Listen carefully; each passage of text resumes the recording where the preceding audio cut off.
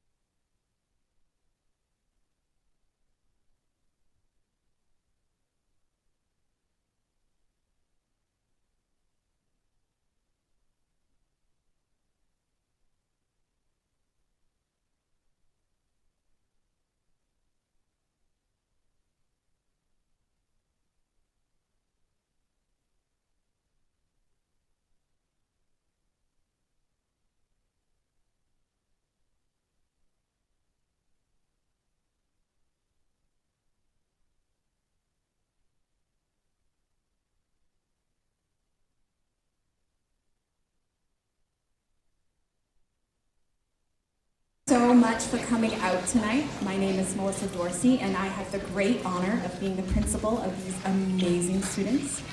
And I also have the honor of introducing our music director, Mrs. Sullivan. She has worked very hard with our students, and I'm going to hand the mic to Mrs. Sullivan. So much for coming out tonight. My name is Melissa Dorsey, and I have the great honor of being the principal of these amazing students.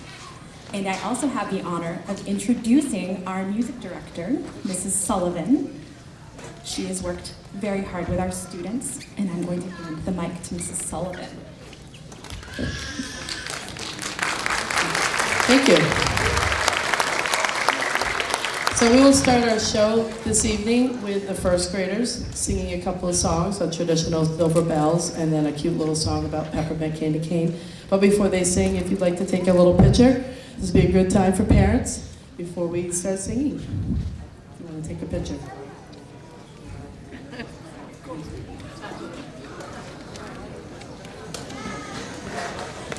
All right, we will get started.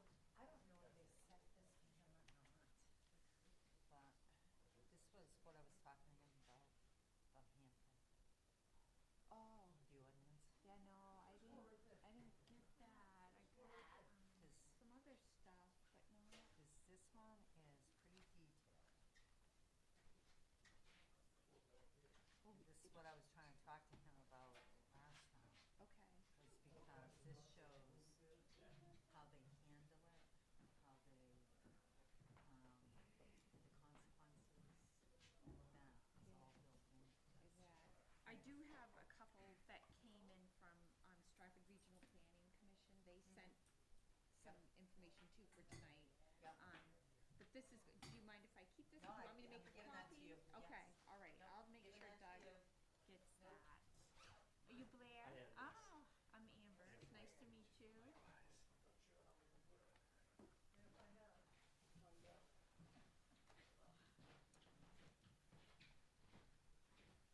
Hi, Charlie and Priscilla. How are you? Hi. Cold. Cold. I don't like Ain't seen it. cold yet. No, it's cold. It's cold, I agree. It's not here yet. Don't want any part of it. Keep on that Florida train, I guess, huh? I just got back from Florida. They can have it. Hey, I'm Blair. I'm gonna be stepping in for Jen tonight. For Jen. Oh, He's yeah. from Stratford Regional. That's what I can see. All right, what do we got? Did you bring your computer? I did. Okay. I did.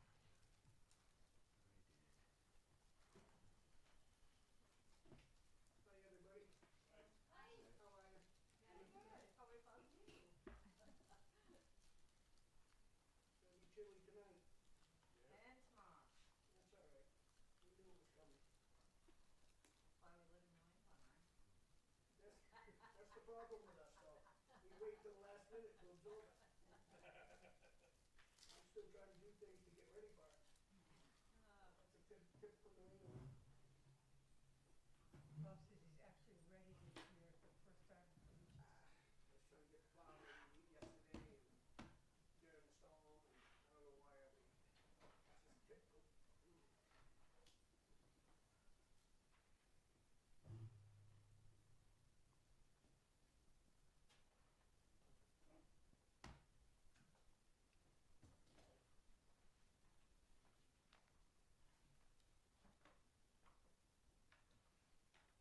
Yes. Is that for the project tonight? No. For the, Totally different thing. For the next ZBA meeting next week. Yeah. And I just went down and checked my email, and she said that she juggled some things around, so she's gonna be able to attend that meeting. the site walk? Or No. the ZBA? The Yes, ZBA she will be meeting. going to the ZBA, Yeah. yes. Usually, she doesn't go to the sidewalk, so, No. yeah. That's what she told me. I work for Nottingham, doing the same thing, occasionally do the site walk,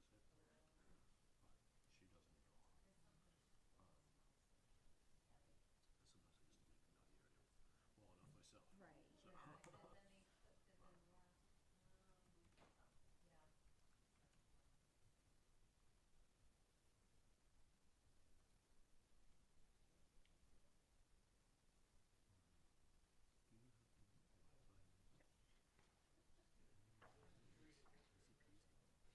Right, So. yeah. Yeah.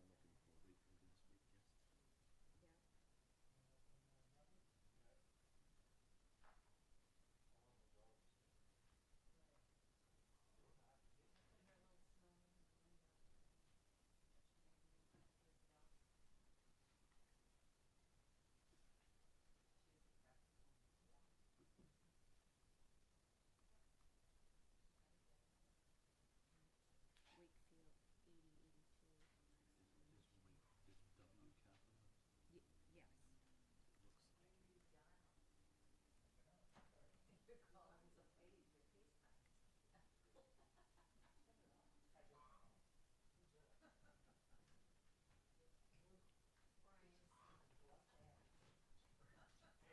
Is W capital? Yes. Looks like. If it doesn't let you in, I got another one we could try. Nope, we're good. Oh, good, Yeah. excellent.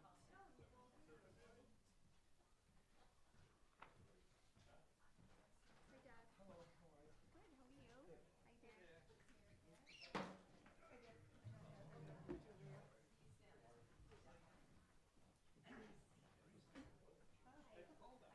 How you doing?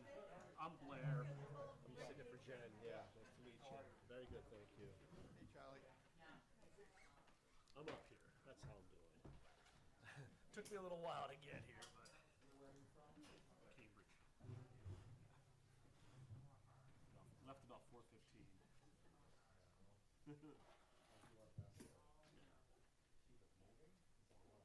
You and that blizzard coming up 16?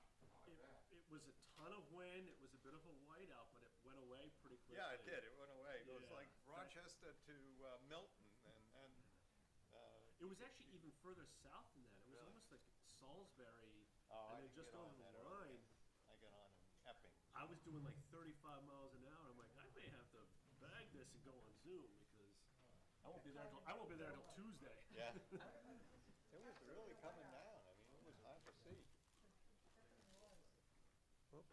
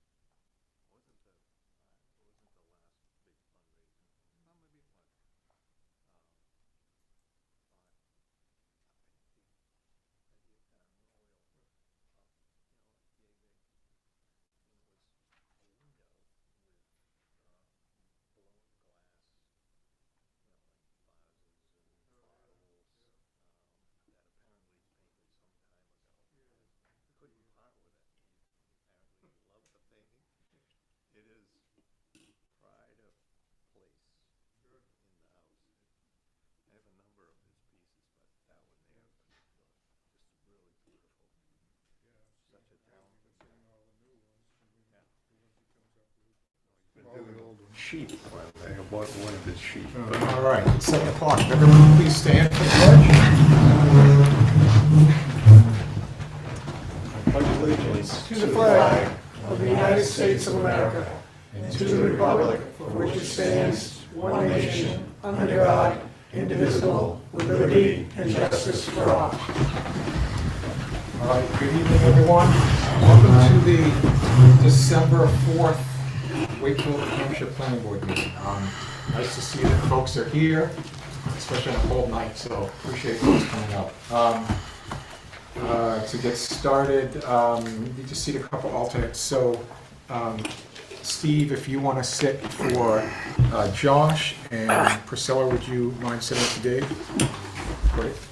All right, first on the agenda is a public hearing, major subdivision application submitted by Scott Frankowitz of New Hampshire Land Consultants on behalf of Watertown Village LLC, the tax map 215 lot 10, which is on 600 Old Stage Road, a 26-acre parcel in the agricultural zone. Applicant seeks approval of a major subdivision application to create a 6-lot open space subdivision with 15.24 acres being placed in open space. So, you must be Scott? I am Scott. All right, good evening.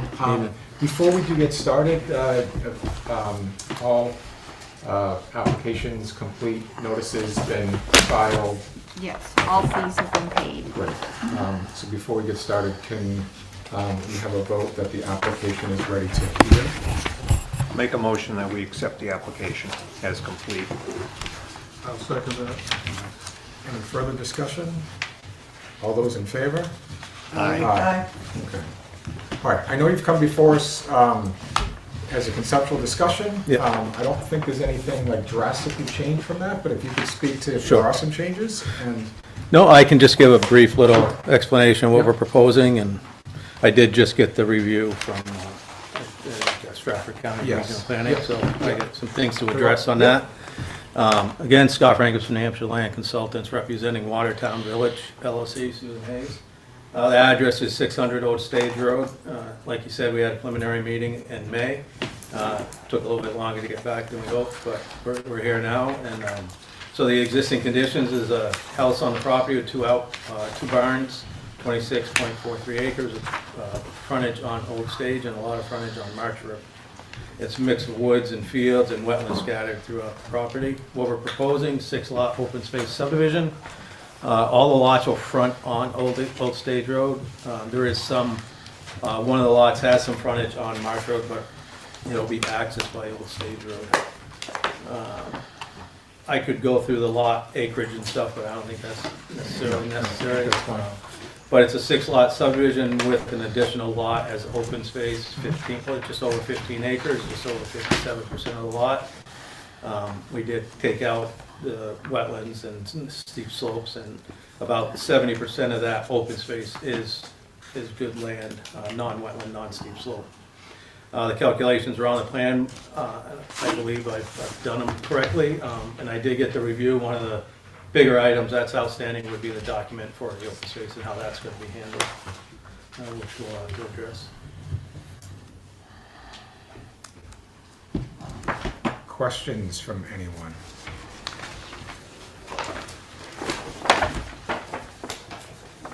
We have a document from regional planning that Yep, and- outlines a bunch of things. Should we, I don't have any questions other than, I mean, I believe, Scott, you have a copy of that, Yeah. right?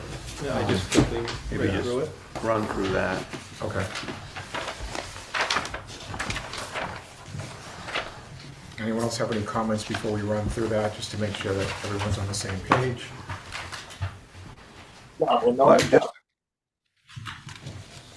I'm sorry? Someone? All right.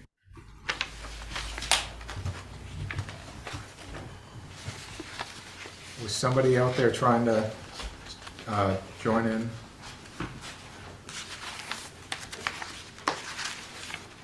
All right, so, my opinion, like, I think this is a reasonable request, good use of the property. nice that you're seeing some conservation land as part of this. I think, if I understand right, like, that property could be subdivided potentially into up to 7 lots. You're subdividing into 6, and again, putting some land in conservation, so I think that's great. I don't know what the rest of the board feels, but there are, as Stratford Regional Planning put together for us, there are a number of things that need to be not necessarily addressed, but Listen to this. Where's the meeting? Do you have it on here?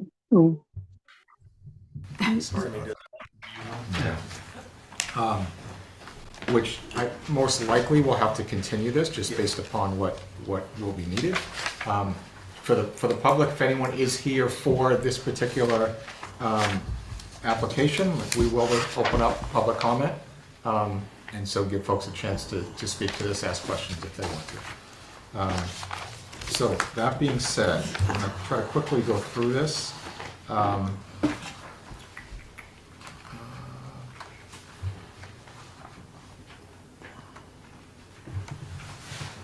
All right, so some of the things that are missing from our requirements, a scaled roadway center line at 50-foot increments. Does that make sense to you? And can Yeah, you and she fulfill said it's that? not needed here because we're not, Okay, so you, she kind of said things and then Yep. later in the paragraph, she said we didn't need it. so you then have to submit a waiver for that, Okay, right? So for that piece, you'd have to request a waiver. History of the property, and that happens just during these discussions. Right. So if you know the history or can provide that. a little bit that I know, I met with Tom Doobie when he bought it last Okay. year before he passed away. He bought it as one lot with somebody living in it. They moved out when he bought it. Prior to that, I'd have to get some more information on that, Okay. on how it was used. Okay. I mean, it apparently was a farm at some point in its life. Yep, yep. So a note indicating the ownership of any open space to be created is part of the subdivision application. And so there are some other things around that open space that's part of the application process. Yeah. You'll need to demonstrate that the proposed lot sizes are adequate essentially to meet septic requirements. So, Yeah, and as she said, it requires a New Hampshire DES state subdivision Yep. approval, so we'll have to submit that. We didn't want to do that prior to coming here, just because the fees are so much now. sure. Is that something that you'd be able to do though for us before we approve it? Yeah, we'll have it, Okay. All right. submitted. I mean, after tonight, hopefully I feel comfortable enough that I can tell Susan that we can submit it, pay the $3,000 for the submittal, and So I think we can talk as far as like what our opinions are, right? Yeah. Without a formal vote. yeah, Does that make sense? yep. All right, a landscape plan would be required, has yet to be submitted. Yeah, I guess what, on a frontage lot subdivision like this, what are you asking for a landscape plan? So, Because typically, you see the landscape plan and a site plan, not a subdivision necessarily. And is that something that can be waived? Or is there an example that I can look at that has done it before? that's a good point, I don't know if we've ever required that. I don't ever Residential remember. subdivision. So I just ask you that you ask for a waiver for that. The one thing that might be applicable is she talked about the landscape buffer, Article 12D3. Landscape buffer strip provided on the perimeter of the parent parcel. So, I don't know, if you're planning to cut back in that 50-foot setback off the roadway in particular, what might that replanting plan look like? Would sort of like meet the buffer, but then be a landscape plan, right? You could look at it one of two ways, I guess. So if you're going to clear cut, then you have to think about what you're going to be replacing it with, because you do need to meet the 40-foot buffer strip. So right now, about half the property has kind of a wooded area to it, and the other half is field. Okay. With trees around the perimeter. Okay. Do they have to add additional stuff around the frontage of this? Because there are some some trees along the road frontage and stuff, but there's definitely not a 40-foot buffer. Yeah, along fully the depth. Yeah, full depth. I mean, my gut is telling me it's kind of how the board interprets it, but I could, while we're talking here, I can look through and see if it gives us any performance standards, anything specific. And a lot of times, those are buffers. You can't really, some of these, where the lot lines are all open field, so. You know, I would imagine, and we can put on the plan that, where the wooded ones are, which is on the, if you look at it from the road on the right, just show a 40-foot buffer in those, saying no trees to be cut within 40 feet of the property line, to first start on that. Yeah, I think that would likely work. Yeah, it doesn't.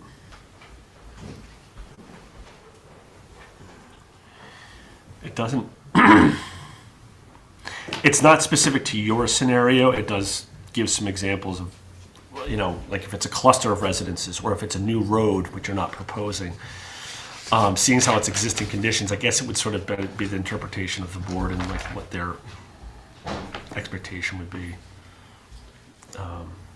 Is that specifically in the open space zoning? It is, yeah. It's 12D3, so the dimensional requirements of that section. So it's chapter article 12, and then Yeah. D is dimensional requirements, and 3 is, we skipped 2 for some reason, but it's 3. And That just would says, make a lot more sense if you were actually putting in a new road.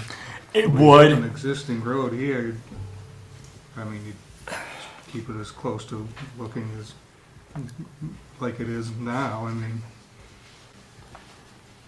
yeah, if, you know, to add trees where trees haven't been, you know, I think that would. The ash tree still alive? Yes, it's actually right on a property line too, so. Yeah, I see it called out, that's kind of cool. Placard on it. Kind of so. neat. It's a little rough looking, but Yeah, well, the ash trees are not doing too good over.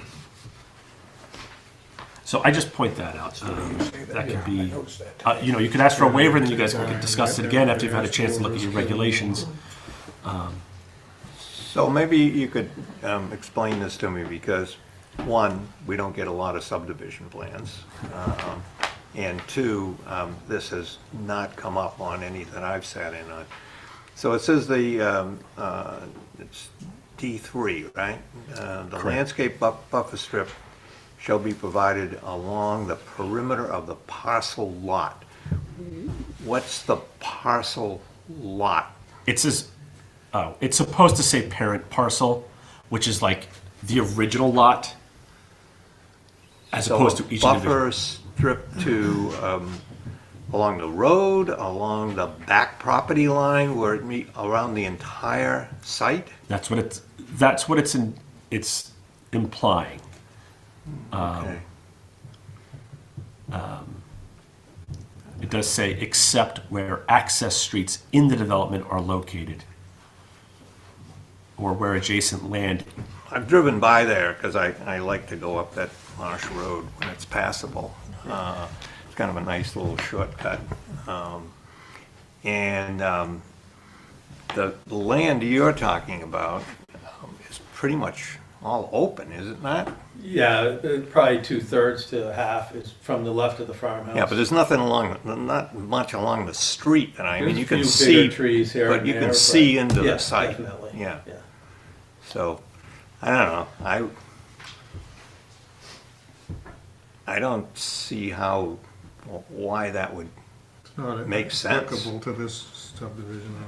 And what the chair was saying, ask for a waiver, right? Yeah, You know, just like, I just wanted, you know, you were asking what the landscape plan was. Yeah. Jen mentioned the landscape buffer. yeah, I They're know, kind it's of in the same- definitely in here, so, Yeah. I mean, we have to address it one way or the other. Either you gotta do something with it, or sorry. I don't want to. Oh, yes, go ahead. There's a subdivision, it's not all that old, between Willie and Old Stage, and a lot of that is field area, and they didn't put, this house is being built now, and there's some that have been existing for a while, and they didn't put any trees up front. We did not, I sat on that Right. But subdivision. that might not have been an open space subdivision? No, it wasn't That's an why- open That's why space, this is no. different. Yeah, So I guess I could understand that if it was already wooded, but it's not? So, If I could offer up something, we could ask for Sure. a waiver, but also in that waiver, put a 40-foot, where the trees are existing, Mhm. put a 40-foot notice there, no cut. Okay. And then no cutting of the trees along the road that Yeah. exists today unless they're dying of disease or Yeah, something like that that. seems- sounds like a good, that sounds reasonable. good solution, Yeah. yeah. Yeah, okay. All right, let's see what else, There was setbacks, I have to correct the setbacks on there. Yep. I used the standard ones. yep, okay, Then there was a lot of talk about open space, homeowners, home association, how the open space is gonna be handled. I have to get with Susan on that and see how Okay. they wanna yep, handle that. yeah. And so there needs to be, along with that, like a recorded deed for that open space. The way I've read the regulations, it was kind of an options of, it could be a conservation easement that's turned over to the town, or it could be a homeowner association that handles it. Yes, So all those options are kind of open for her to make the decision, I'm correct. guessing, right? Yeah, Yeah. I don't know the nuances of Yeah. that, but I- it's typically the option. Yeah, I think the general idea is that would be protected land and would Yeah. not be developed further, right? And whether it's, offered to the town, I'm not sure the town would want to accept it or not, right? Yeah, that was my next question, does the town accept? Please eat. You are not getting any other dinner. I don't know, Charlie, if you can speak to that or not, like, has there been any property that the town has accepted for conservation purposes as of late? No, not recently, Yeah, no. like I said, they wouldn't, but, Not that we wouldn't take it as a conservation by all means. Right. Yeah. But, no, I mean, we've been given cemeteries and things like that, that are on people, and Grange Hall and things, but not conservation land. Okay. but Yeah, I'll if, but if the association kept ownership, then the association can determine what they want to do with Yeah. it, right? Right. Like, and who has access, who doesn't, right? And that's, Right, But if the it's final turned word into the is- town, then it would be open to the The public. final thing is that it Could be. doesn't get developed. yeah, right. That's the ultimate goal, right? That it's not further developed.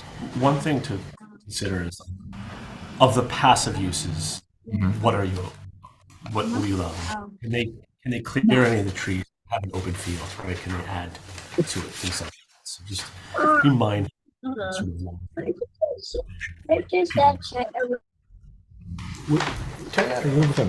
Mute that. Yeah, that's a good point. The biggest thing though is access. Is it going to be something that's going to be allowed to the public, or is it just going to remain for the association? Well, if it's conservation land that's given to the town, then it'll have to be open to the public. Yeah, Right. that's So true. I would tell you that, I would keep it part of the people on Do a that homeowner road. Association, have them own Yeah. 1/6 of it or Yeah. whatever. Yeah. Yeah. Is that land taxable once it becomes open space? I believe so. It's, what's the But acreage it's of that would 15 be? acres, so it'd be really be- current use. it'd be so current use, yeah. minimal. It would Yeah, have but been. it's still taxable land, Yeah. Right. which the homeowners may not want to. Yeah, and the town, I don't think we don't need any more Right. land, you know what I mean? We've Oh, yeah. got plenty You that don't we need want to any take more care to of. Yeah. maintain or steward. Yeah. Yeah, and the next one was about the planning board block. We have to revise that to meet Correct. the town standard. Yep, yep. And then on fire protection, I was reading the regs and it said it's up to the fire department, and a lot of times we don't talk to anybody in the town until we go to the planning board the first time, so we haven't reached out to the fire department. If that's something we're allowed to do, I'd be happy to do that.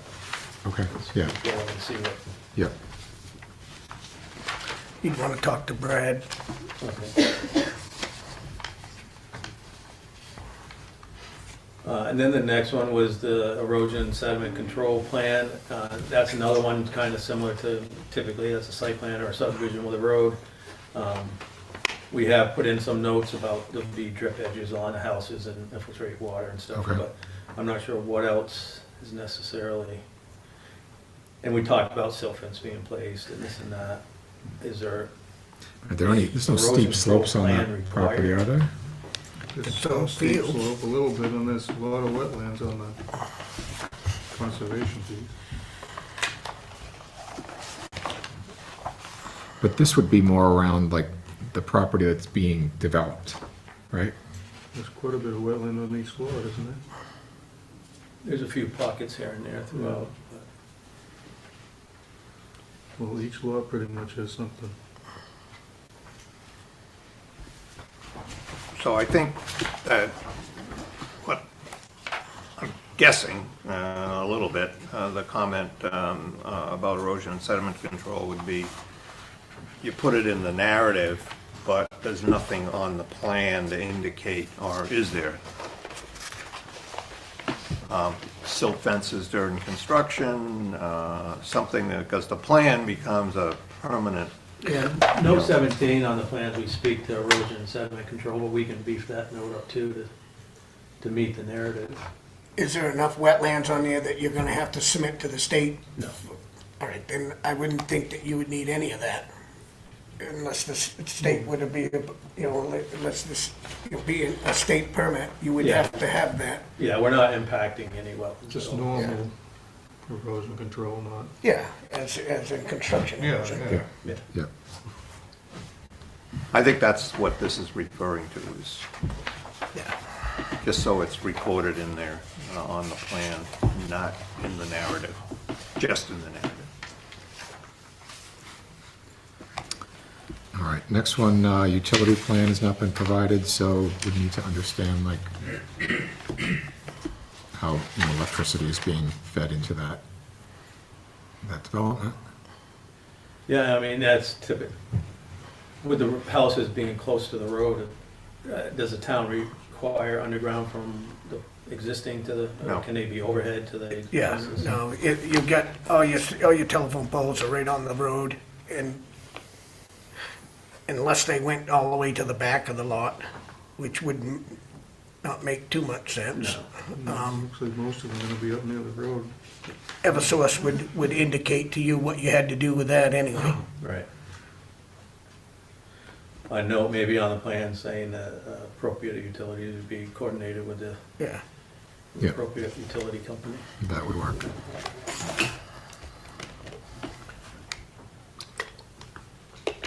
And the easement is really about the open space, really, if there's Right, any restrictions, covenants. right. There's nothing else on the property that's, would require an easement? No. No. Okay.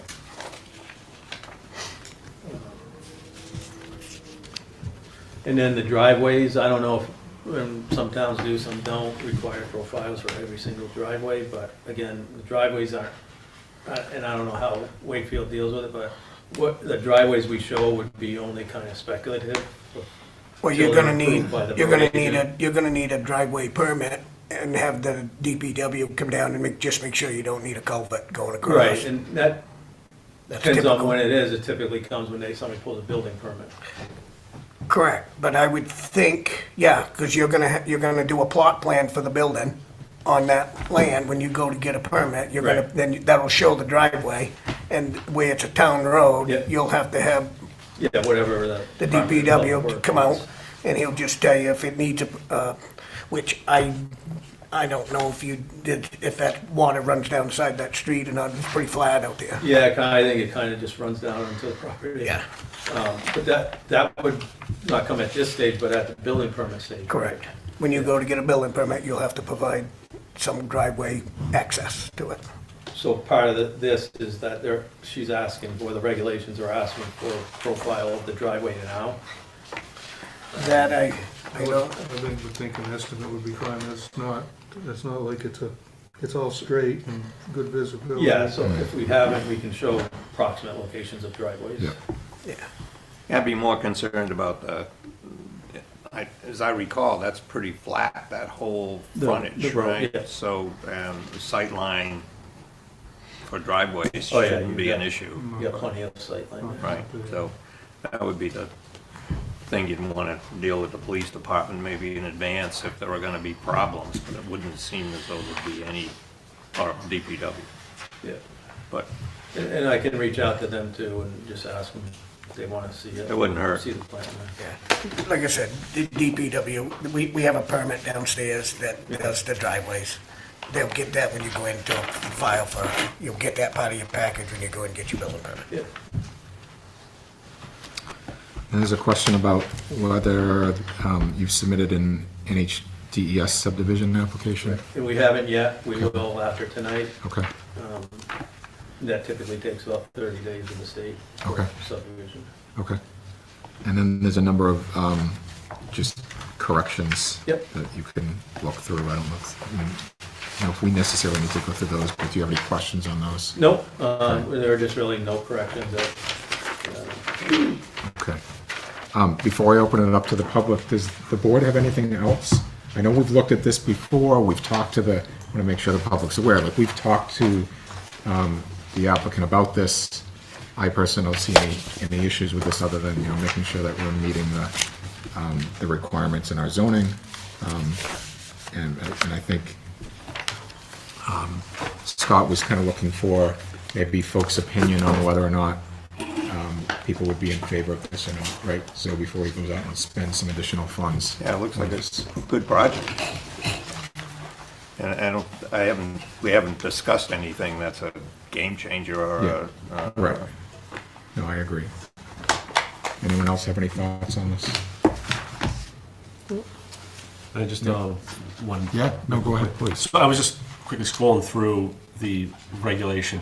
If you go into that when you're looking at the homeowners association and the open space, there's language about it, some expectations, specifically for homeowners association, and also just things that it might say about how and what it can be used for.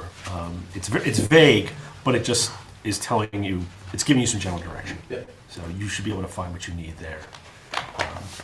It's not no big lifts, but you can find something. So let me ask you a question then about the homeowners association. So that's not a recommendation, it's a requirement. There has to be a homeowners association if they're going to control for an open space subdivision requires a homeowners association? No, as Scott was saying earlier, there's typically like 4 options for Right. who the land goes to. Right, but if the land is going to go to the homeowners association, then Then you it's a have mandatory, when you sell one of those lots, you're buying into a homeowners association. Correct. Yeah, and typically these type of homeowners association is just to deal with the open space. It's not like what color Right. siding you need Right, or any of right. that stuff you see in a condo. There'd be some dues to pay to cover whatever taxes. Cover taxes or, and just making sure that easement's not violated. Just for the open space. Yeah, Now, yeah. you don't have to have an association for each of those lots because you're not really a cluster and a development. You're along a town road. Yeah, and really what it will state is that they own 1/6 of the open space and that they're responsible for. And I would assume that'd be enforcement. in the deed when they bought that anyway. Yeah, that would be part of their deed. It would reference that homeowner association. Which is one of the things that it speaks to, is making sure that it referenced in the individual lot deeds. Yeah, But yeah, Yeah, so they know what they're, yeah. yeah, it's not a full-blown homeowner association everybody's afraid of typically. It's- Yeah, well, there's nothing really to maintain other than the Yeah. open space. Yeah, It's there's not no like they have roads, a there's no road or stormwater and whatever, right. Right, yeah. All right. So anyone, I'm going to open it up to the public. Anyone here want to speak for the application or have questions? I do. Sure. And your name, Live sir? on 633 Old Stage Road. Okay, and your I've name? been up here, my name's Mike Young, Okay, I've been living here since 1984. Bill Trombley and I were great neighbors. I hate to see what's gonna be happening to that farm and all that's going on. My question is, all these home lots coming on Old Stage Road, nothing on Marsh Road, all on Old Stage Road? is that correct? So what's gonna happen to that old farm that's about the second or third oldest home in Wakefield? And it was a working farm all those years. Now, I'm sure there's people here who realize how old that home is. Are you gonna be tearing that down? Right now, it's, if you want me to speak, I don't know how you Yeah, want. please, yeah, go ahead. It's on one lot, and as far as I know, they'll sell it as the lot if somebody So buys then it. the other 6 lots besides the old farmhouse? There's 5 lots plus the farmhouse lot, so 6 So lots. how many acres to each lot? little over an acre. They range. Because isn't a minimum, supposed to be 5 acres in agricultural, and then Well, that- brought down to 3 for this type of So, subdivision? so because it's open space, Yeah, and it says open space, and- it says open space will bring it down to 3, because of the open space. So I know why they don't wanna use that land down there, because nobody wants to touch Marsh Road, because, you know, we've been trying to get that worked on for all these years. I live at 665 Old Stage Road. I mean, you're gonna dump 6 houses on that road in 11 acres of land. it meets our open space zoning. Not by what I'm reading. So, I've got it right up in front of me, agricultural lands, 3 acres per so property. that's not, what zone is that? It is agriculture. I can explain Okay. how we Yep, come up with sure. lot sizing if Yep. you'd like. So, and it's an unusual regulation, and I have never seen it in any other town, but that's why I came in for a preliminary meeting. So it is an agricultural zone. If you do a standard subdivision, it's a 5 acre lot minimum. If you go with open space, you can get your density through a 3 acre, and then the lots, the town regulations don't regulate how big the lots have to be. They can be at any size as long as you get it approved from DES. But we're ranging from 1.45 up to 2.3. But per this form right here, it states that it has to be a minimum of 3. And if you continue reading that down, you'll see how you can come up with a density calculation. I've read it. So if they have 21 acres, they don't have to divide, to determine the number of lots that they can get, it would normally be divided by 5. But for this regulation, it's divided by 3. So if they have 21 acres, that means they can get up to 7 lots. But for the purposes of deciding how big each lot will be, there is no minimum lot size. It's just to determine the density. So I could have 100 acres divided by, 3, get 30 lots right on that, no problem? Yes.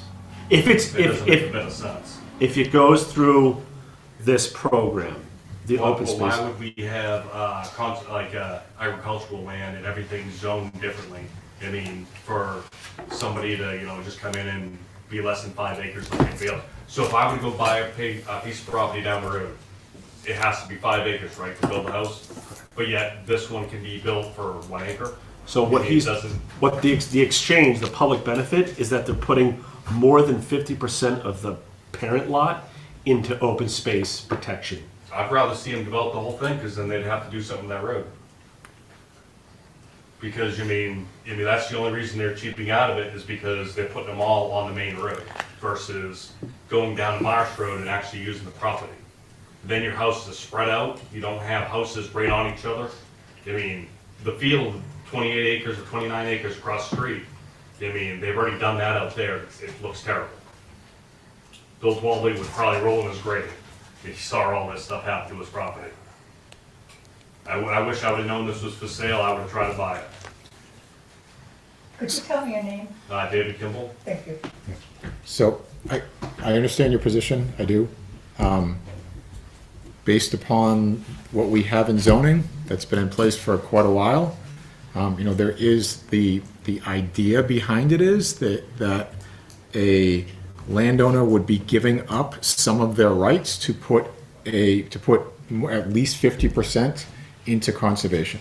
So that's the intent of the ordinance. The intent of the ordinance is that there is some benefit there that the entire parcel isn't then developed into, like, say, 5 acre parcels, right? It also Where- says it's to prevent sprawl and density issues, and that, to me, that's exactly what you're doing. You're making it dense. You're sprawling and you're making it dense. I'm gonna have 3 houses right in front of me in Eh, 300-foot space. So, I'm gonna have hold 3 on, houses. so your name, please? Nell Shea. Thank you.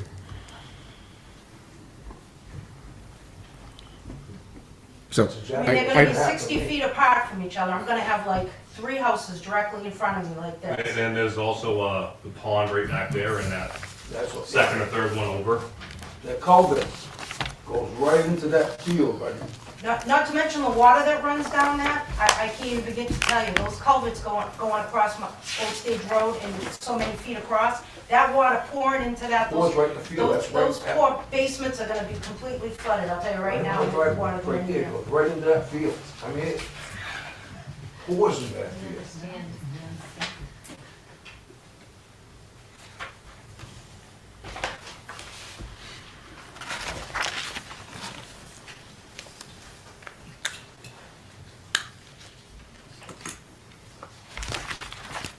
They're not gonna stop the water from going across there, are they? What are they gonna do with all that water that's pouring out of there? Is the water pouring Oh, yeah, out oh, of? yeah, I walk that road every day, that, when it's wet, that water's running right through, right across from my property, right straight through, into that whole stretch, just pouring through there. Comes down the road and covers it, because DPW needs to take about a half a mile, 3/4 mile to fix that culvert, from almost from Willie to Now, Aldrich's. is this the McDonough's farmhouse that we're talking about way at the end before you go out into the marsh road? No, it's 12 months. No, This is It's Bill's, Smallville old Bill's field. old place down there? Yeah, yeah, Bill's whole field, where the four homes are now. If you ride by there, the trees are hitting the wires. Yeah. And Place. when you say the water on this land here comes across the street now? No, it's coming down towards this property, because, you know, we're high on the hill, and the water's just coming down from Willie Road, right straight through, and there's all culverts that are going right across with. Are the culverts working now? Yeah, So they do work? oh, yeah, they're pouring into there. Yeah, it runs down the left-hand side of the road heading towards Madonna's, like you were talking about. And right at Mike's house, it shoots right across the road, right into the field, right where lot looks like the second lot is. And is this on the same side as you, Mike? This The development? culverts are, but The the culvert. property's right across the street. Because if you're driving down that road, just so I can envision, because I ain't been down that road for years, you're on the left side. Yeah. it's Right. heading- If you're driving down the road headed Right, towards, on the left. on the left. And this, is this development on the right or the left, driving down It's it? on the right. It's on the right, so it's on, And it's, then the okay. Marsh Road, the dirt roads after that. All right, I'm just trying to envision, because I haven't been down here for I a mean- very long time. it's definitely lower than the road, so they'll have to work on their drainage issues in each, in each site. Keep the water out of the houses, out of the You basement. need a lot of fill Well, lots there, I'll tell you that. It's steep, it goes down. yeah, It's all- it's all I know it drops down. down, it's the lower side.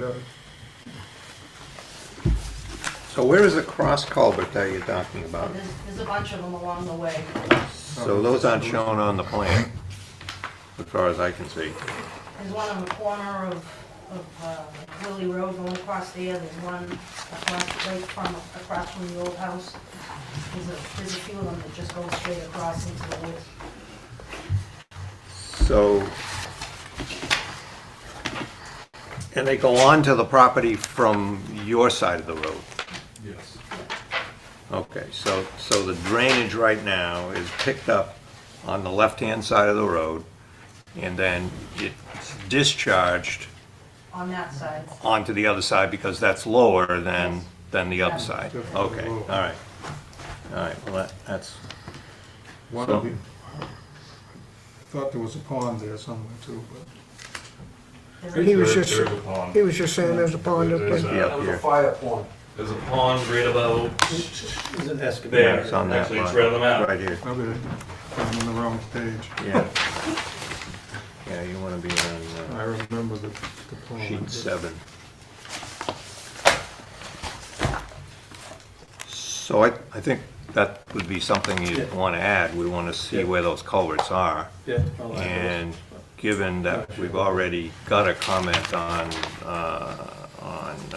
erosion and dealing with water, sounds like that's an issue that you need to address. Yeah, and I mean, when the houses get, the way I envision these houses, there'll be walkout basements on the back, and there'll be a fill in the front, a septic in the front, and water will be diverted around them.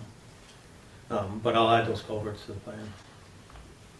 But if there's a sizable amount of water coming down that hill, you need to deal with it on the subdivision plan as well as when you go to get a building permit, I would think, given what we've just heard. Yeah, I mean, really, it's water coming off the town right away onto the private property too, so there might be something. Well, But but somebody, we'll it's figure gonna it have to out. get dealt with, Yeah. I would think. I mean, right now, it sounds like it's sheet flowing onto the private property from the town right away. And once you put houses in there, it may be redirected a little bit here and there. But this they'll doesn't have to sound like deal with sheet it. flow, this sounds like culverts discharging from one side of the road to the Yeah, other. so I've done a lot of drainage studies, so water will consolidate for about 75 feet and then it starts spreading out. And with this field, that's probably what's happening, is all that water's coming down. It's consolidated through the culverts and then it's spreading out along the field. When I did test pits, they weren't great, but they weren't horrible either. And there's definitely, there's water in that field. I mean, that's why it was used as agricultural purpose. When you did the test pits, it was the middle of this drought. Try doing the test pit when it's regular. I just did test pits 2 months ago on it too, so. But I think what I would like to see something addressing, if this is an existing water condition that's affecting the property, it doesn't seem to me it's appropriate for us not to just ignore it. Well, it sounds to me like it might be a town issue. Well, I don't think you can change it too much as far as where you're gonna send it. Correct, From the because it's road. on the lower side of the Yeah. thing. Did you say you were below where the water comes out now? No, I'm above. Oh, you're up on the She's top on side. the other side, yeah. That's why the water's going under the road. So the water's coming from your side? Yes. And it's Yep. going across the road and Right. discharging? Right. Yeah. So just to be in the devil's advocate, okay?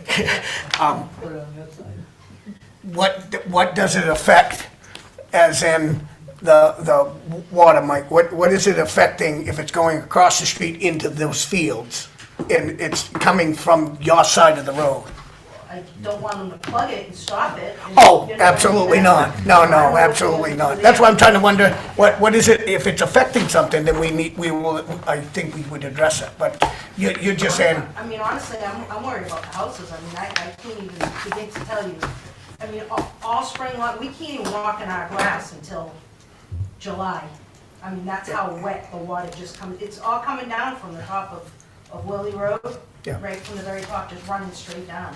yeah, and I agree, but all houses, today are required to have, especially in that situation, and I guarantee it'll be required that they'll have drainages around it, and will keep it flowing down the hill, so it won't go back up, the trust. That's why I was wondering, that's why I said, no matter what, they'll have to address it with the town to make sure that those culverts are probably will be new ones, especially under the driveways, to make sure that everything is going in the right direction. Right. Um, And, density, that's just another issue. I mean, you're squeezing 6 houses in 10 acres. Yeah. When it should be. Yeah, well, when it the should, point that you made up it made me think a little bit, because I agreed with him, because I've done a lot of projects myself, and it's all in agricultural, and I've owned agricultural land, and it's always been 5 acres, so that was new to I mean, me to see These are that. gonna be, what, 60 feet apart from side of the house to side of the house? And I understand the 3 acres, but it's just like, if you went at least 3 acres, you'd only fit in 3 houses there. And then if you wanna go down the side, go for it. It's their money they're spending on fixing that So road. they could put 3 houses on that old stage road part, and bigger lots, still sell it to make money. Yep.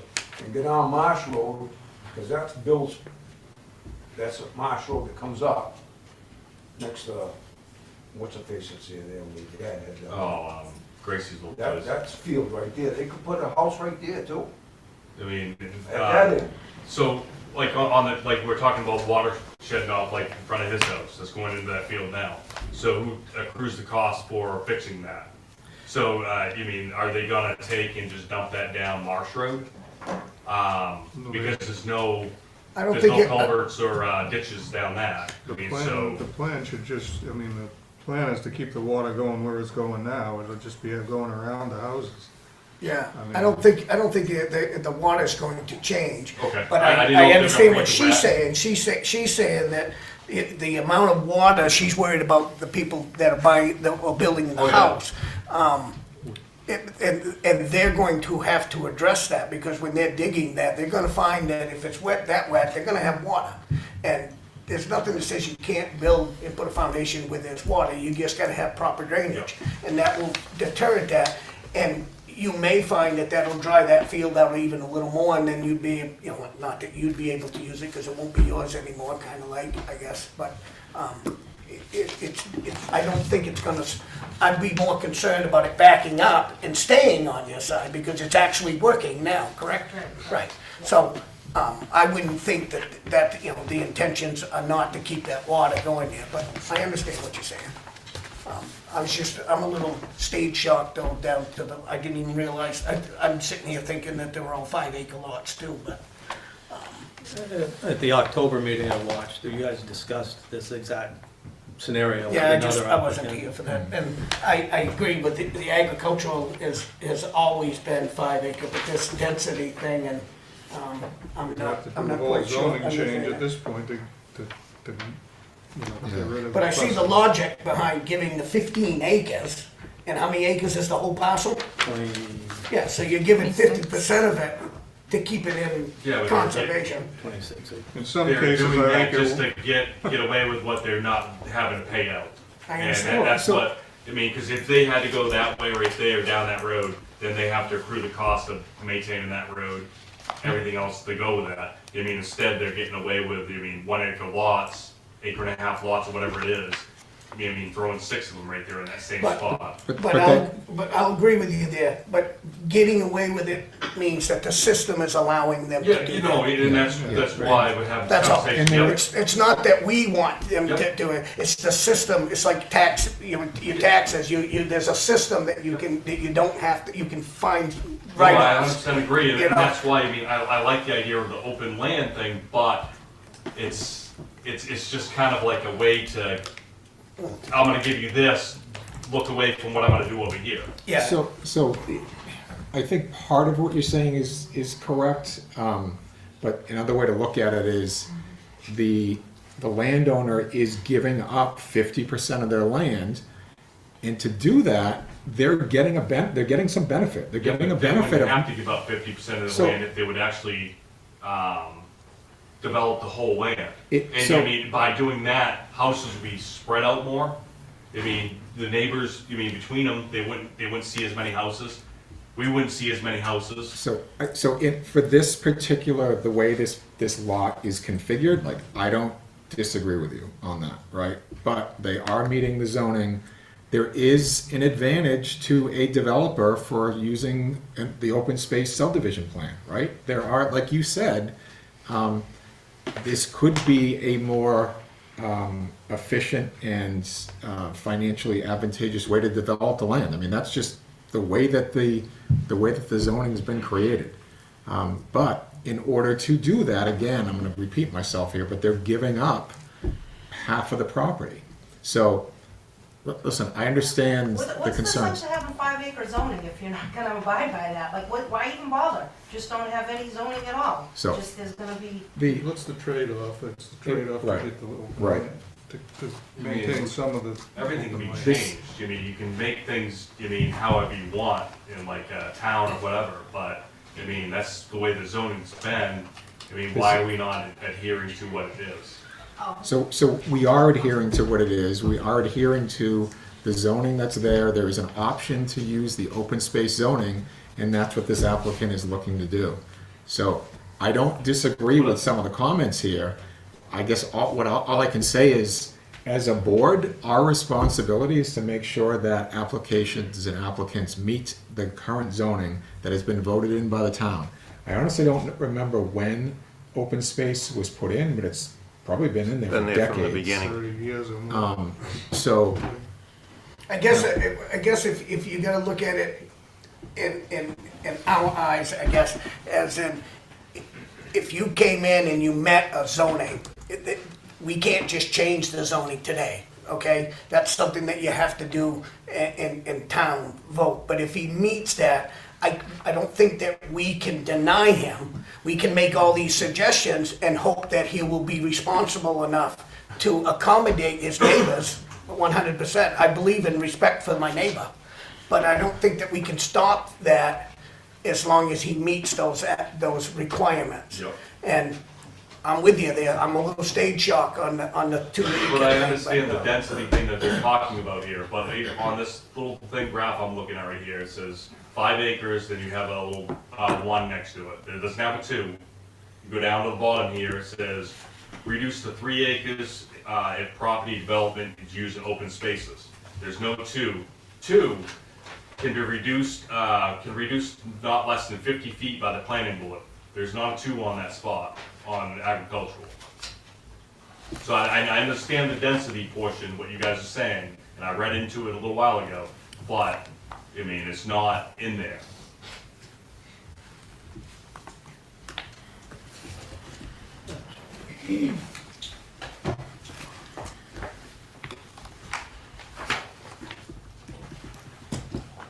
Page 14, I think it is.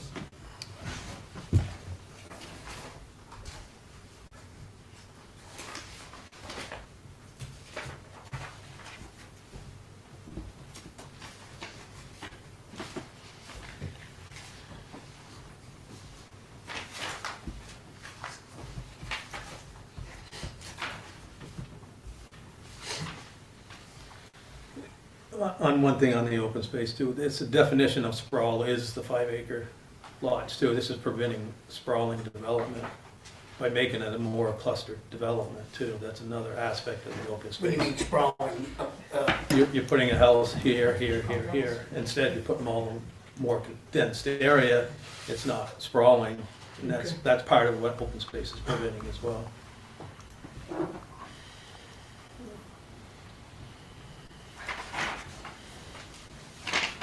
And you all know that this guy's not against you. He's just here as part of his job to make something happen that, So on page 38 of the zoning, it talks about residential dwelling units, and the total number of units allowed shall be determined using the formula, and it explains where it is.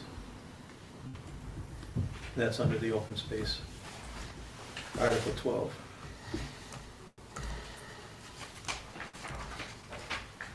Section B, C, C5, page 37. No, 38.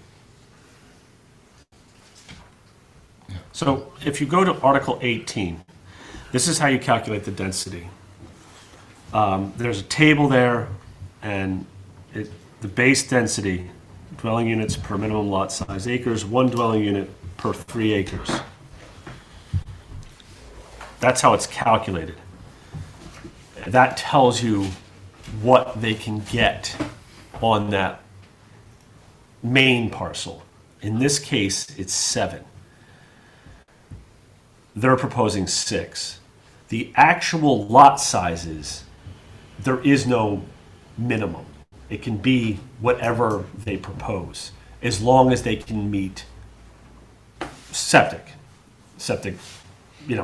Well requirements. So that's how you calculate the base density to figure out the number of units they can get, but then the lot sizes is just determined by the applicant based on the configurations they want to do.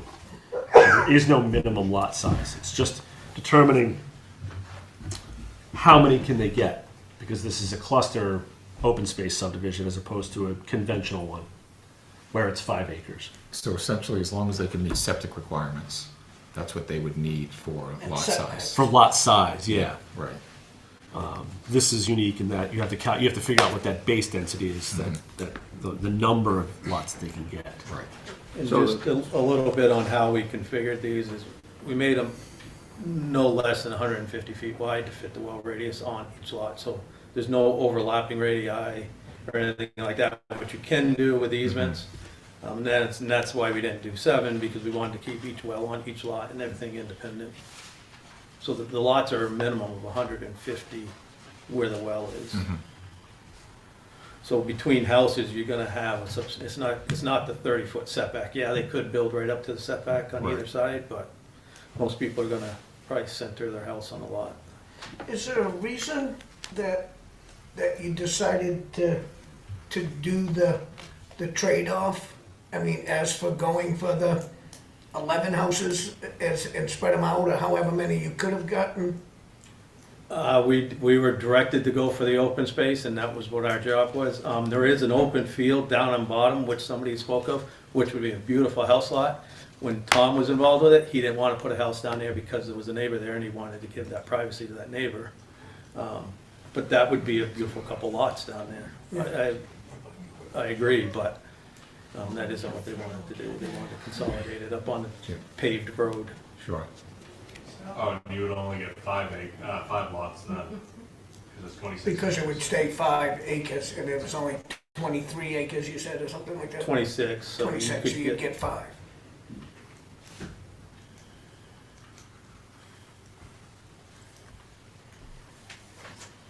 Yeah, I mean, so that is another aspect of the open space, that if it calculates and you can, meet septic requirements and you're giving up, half of the property, you might be able to fit more dwellings on that land. Like, that's part of what the open space, how it's designed. And again, like, it's not something that, I don't think any one of us that's on the board were part of putting that in.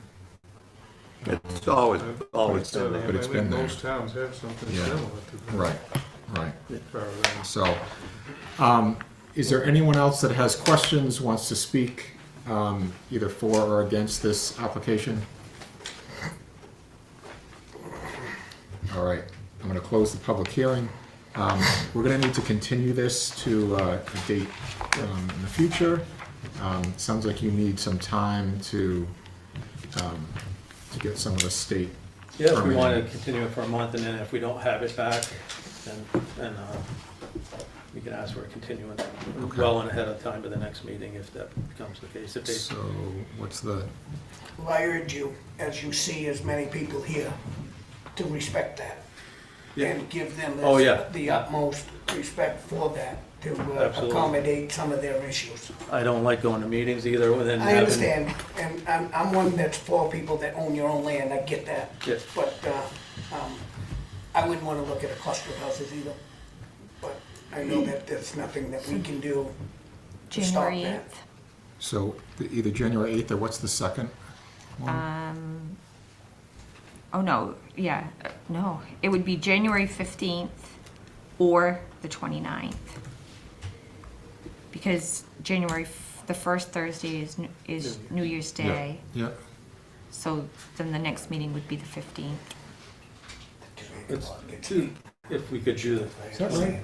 Do the 29th? I don't know. with the holidays and everything else. I don't recall what we normally do with. I think we would typically have it on the first Thursday that we could. Oh, Agricultural. That's what I so would. do the The 8th Yeah. and the 22nd? Yeah, I mean, I'm not Okay. one so that's- either the 8th or the 22nd? The 22nd would be preferable, just with the holidays and Just stuff. seems We know odd what to me we're that gonna there's do. 2 acres or 1 acre. Some of these would come out. So we'll have to notice those meetings, because those are different from our normal. January 22nd, is that the date? We wouldn't normally meet on the 22nd. It doesn't always fit. No, but I mean, we always publicly notice. Yeah, no, I know, and the public hearings are publicly noticed, but we publish the schedule for the whole year, right? Yeah, I would think that's probably out. What, I'm sorry, I didn't hear that. No, the meetings are gonna be changed, so not just the public hearings that will take place, but don't you have to notice the fact that we've changed the meeting dates for that month? They aren't the first and the third Yeah. Thursday. Yes, it has to be noticed. At any rate, that's just a comment. I don't know what the protocol is, but just so we don't hold a meeting that isn't properly noticed, that's all. That would be an inconvenience for the applicant and the participants from the audience. At the beginning of the year, don't we publish Yeah. the schedule for the whole year? Yes, yeah. Now we're changing that. So we have to notice it. However we notice that, it would seem to me we have to notice it again, that these particular meetings It's in the hallway and it's on the website. so if they've already been noticed, if they haven't been noticed, then you can include that, right, in the whole year notice. Just let Tony know, she'll notice it. Yeah, I'll have to ask her. Okay, I don't know. I'm not telling you Yeah, what you should do or shouldn't do. no. Only You have to we- legally. We definitely want to be sure we're holding a legal meeting and it was properly noticed. You know what I mean? Not just that we noticed public hearings correctly. So can we have I think we need something in writing from you. I that got just- it right, Do you? right Okay. here. So we're gonna go with the 22nd. Yes, Steve. Did we shut that off? I don't know if anyone actually wanted to comment, public comment, or you were. Good point. So, I don't know if we muted it and we cut someone thank you, off. Steve. Yeah, is there anyone online that would like to speak?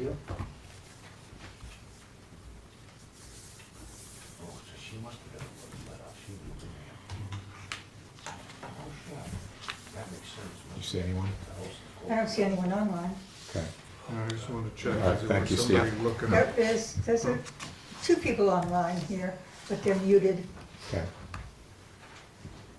All right, thank you, Steve.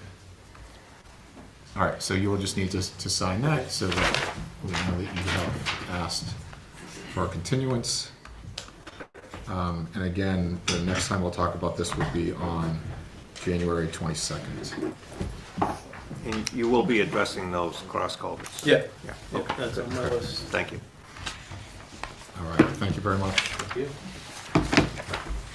All right, moving on. Next number of items, we have board business. So the first is short-term rentals. All right. And so, now we've talked about this quite a bit. So far, there is currently nothing in our zoning that allows short-term rentals. So my opinion, I think bare minimum, we should be putting forth a definition of short-term rentals and adding it to our permissive uses and put that before the voters. So that's what I would say bare minimum. I know that we have talked on, it's been both sides of this issue where you've got folks that own short-term rentals that maybe would likely not to see any additional regulation, and then there's folks that have come before us that have maybe been leaning more towards maybe there should be some level of additional regulation, so not just blanketly allowed. So stop there for a second. Have folks had a chance to read some of the research that's the book that's been done, some examples of other towns and what they're doing. You also have a Office of Planning and Development presentation from 2022, and I was mistaken last time. I was under the assumption that short-term rentals were defined as a residential use at the state level and were therefore considered residential. That's not necessarily the case. Sounds like, from what my interpretation is, a town could, if they wanted to, prohibit short-term rentals. Personally, I don't think that we should be doing that. I don't know what the rest of the board thinks. I don't know if you could legally, well, you say you can legally do it, but. So some towns have it. And it's- Prohibited them outright? I don't Portsmouth. know, but that seems Okay, Portsmouth has. violating some constitutional. From the documentation that I've read, towns have done it. I'm not saying that as Wakefield we should. Just want to correct something that I made an assumption I was not right. But so can we talk through that first? As a board, are we good with putting something on the ballot that's asking to add short-term rentals as a permissive use? We have to put that in. We don't have to do that at all. But right now, Right now, according to if our we don't, zoning, it isn't then allowed. It's not allowed. Correct. People can't legally do short-term rentals in spite of the fact that they've been doing short-term rentals forever. Forever, right. So I think we have to adding fix it that. to a table of permitted uses makes sense. Absolutely. Yes. Okay, so it's, Yeah, so All right. I think we're on we board have for to have a that, definition. right? Everyone, I think the board is in agreement there, Yeah, that's- right? okay. And you know, hopefully that addresses some of the concerns, especially if you're a short-term rental owner. I would like to talk about whether there are additional regulations that maybe we want to consider putting on the ballot for the voters to decide. So we've talked about some different things as far as parking, safety issues, the amount of guests that might be allowed based upon bedrooms and/or like the septic system on a particular property. So the state defines or recommends 2 guests per bedroom plus an additional 2. So if you had a 3-bedroom, that would be 6 plus an additional 2, so up to 8. That's something that maybe we want to consider as a board, that having that as part of a requirement. How are you ever gonna enforce that? Well, that is- How are you So- gonna know how many people are in that so- house? Yeah, that's what I'd say. So I did a little bit of research. On Pine River Pond, there are, if you look across VRBO and Airbnb, I was able to find 11 different rentals. Out of those, looking at the tax cards, 4 of them would be considered in compliance, meaning that they are advertising the correct amount of beds or guests based upon what their septic should, could deal with, sustain. 7 of those are over. So I know, so Tom Daniels, you've come here and you've helped educate the board. You've come multiple times, and I appreciate what you've put, the effort that you've put in. If everyone was operating the way you do, we wouldn't be having this discussion. I think just from that quick research, on one lake, there are a number of short-term rentals that, at least in my mind, are not operating as they should. And so is there a way, are there things that we could put into place that would help to ensure that the lakes are being protected, the neighbors have some level of protection, or that it's fitting in better with the neighborhood, that's not being overcrowded, and we're balancing that with the rights of the short-term rental owners, that we're not putting something into place that How are you is. going to enforce it? So there's code enforcement. But I and don't- there He's are- not gonna, he can't, he's not gonna. Well, that's what I want to bring So- up, is so- are we gonna be willing to hire another code officer? I'm not, Because you get into, like Guilford, when you read their analysis, Mhm. they basically said that it was many man-hours to enforce what they put in place. So, what I would foresee is that unless there was somebody in the neighborhood that was complaining, it wouldn't be that the code enforcement officer would be out looking at the 80 plus or so short-term rentals on any regular basis. That there wouldn't be like any policing of that unless there was some complaints or a complaint. But still, let's just say I called Mr. Daniels and said that, geez, he's got 40 cars up there and stuff. How are you going to enforce that, as in to prove that they're breaking that particular rule? And if so, what is it that you're going to do about it? You could fine them. Okay, so you're You gonna could- set that you fine could. to a $10,000 range? Because if it's 100, then It's- I just add that to the rent. So you, The so only way you're that's gonna, up to the only the, way you're gonna do this is if you make it so it's unpractical for them to be able to make it against, so, you know what I'm saying? sure. So one option is to require a conditional use permit for everyone that has a short-term rental. There's a lot of other towns that are doing that, right? And so that would be a process where somebody comes before the board and says, this is the dwelling that I'm gonna be doing this out of, this is how many bedrooms I have. We talk to them about, you know, what the limit is for the number of guests. There could be parking requirements, and so it ensures that the short-term rental owner is aware of what the requirements are.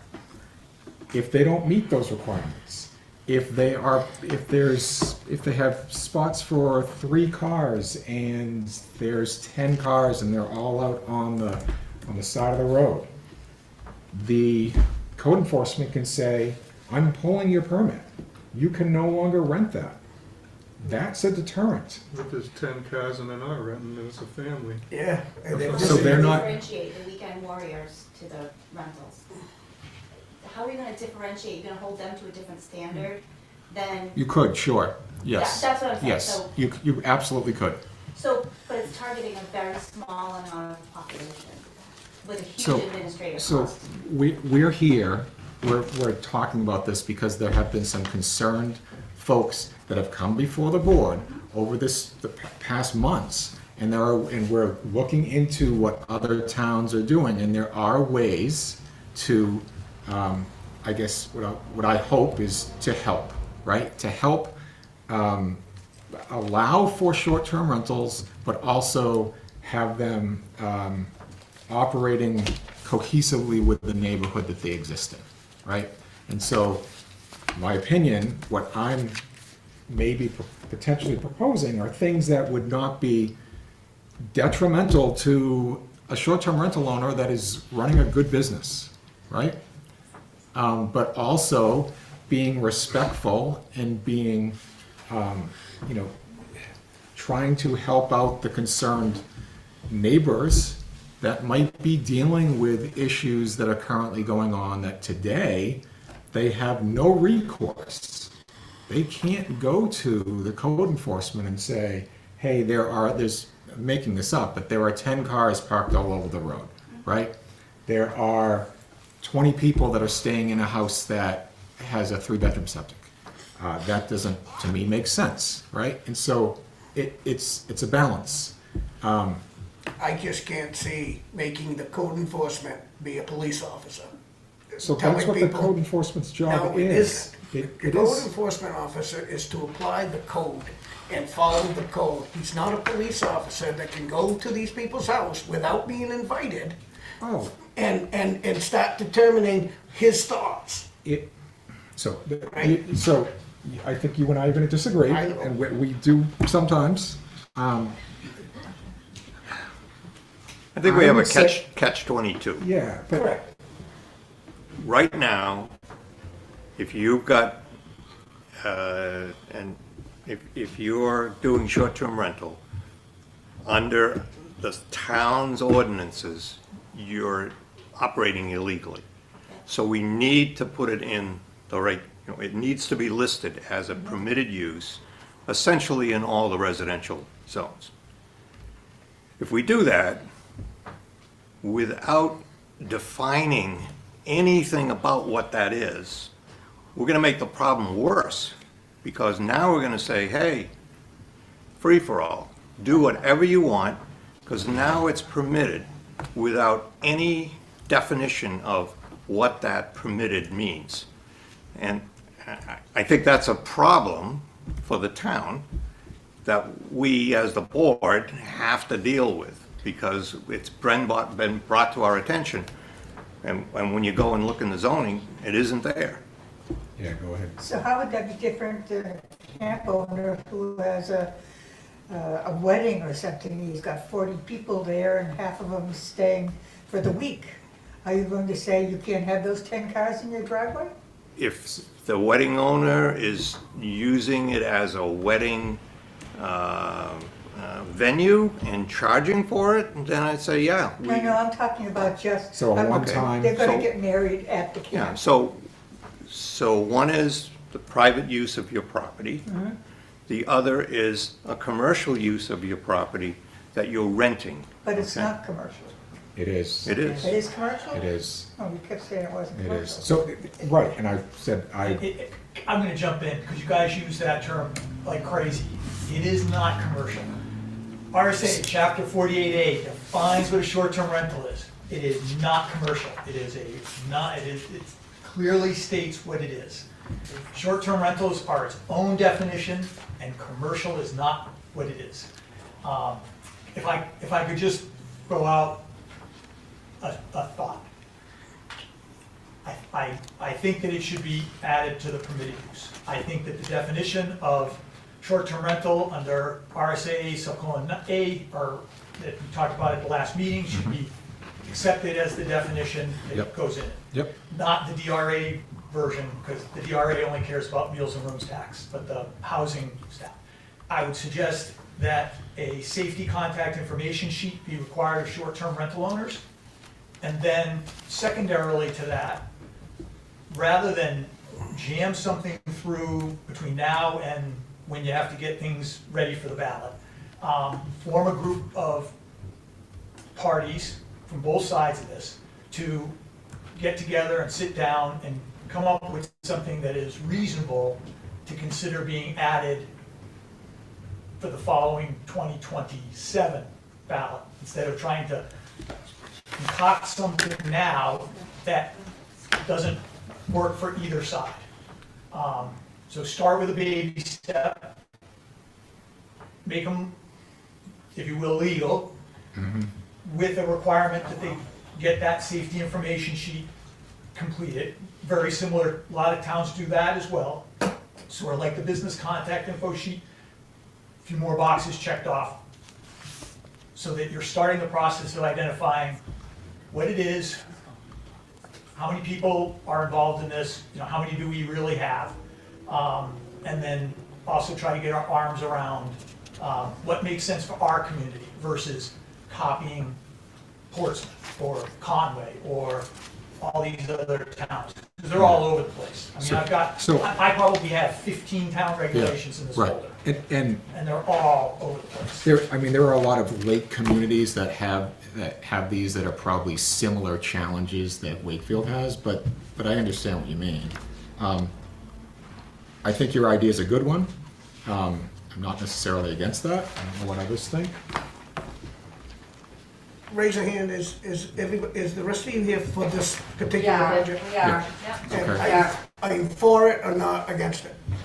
I think there should be more to it, not just we're going to put a permitted use. There should be more language about what a short-term rental is, what the definition is, how HOAs play into those parts of short-term rentals. So I've given an example of how Hampton, for one, lists out a permitting process. And I understand your concern with somebody going out to actually look at what's going on.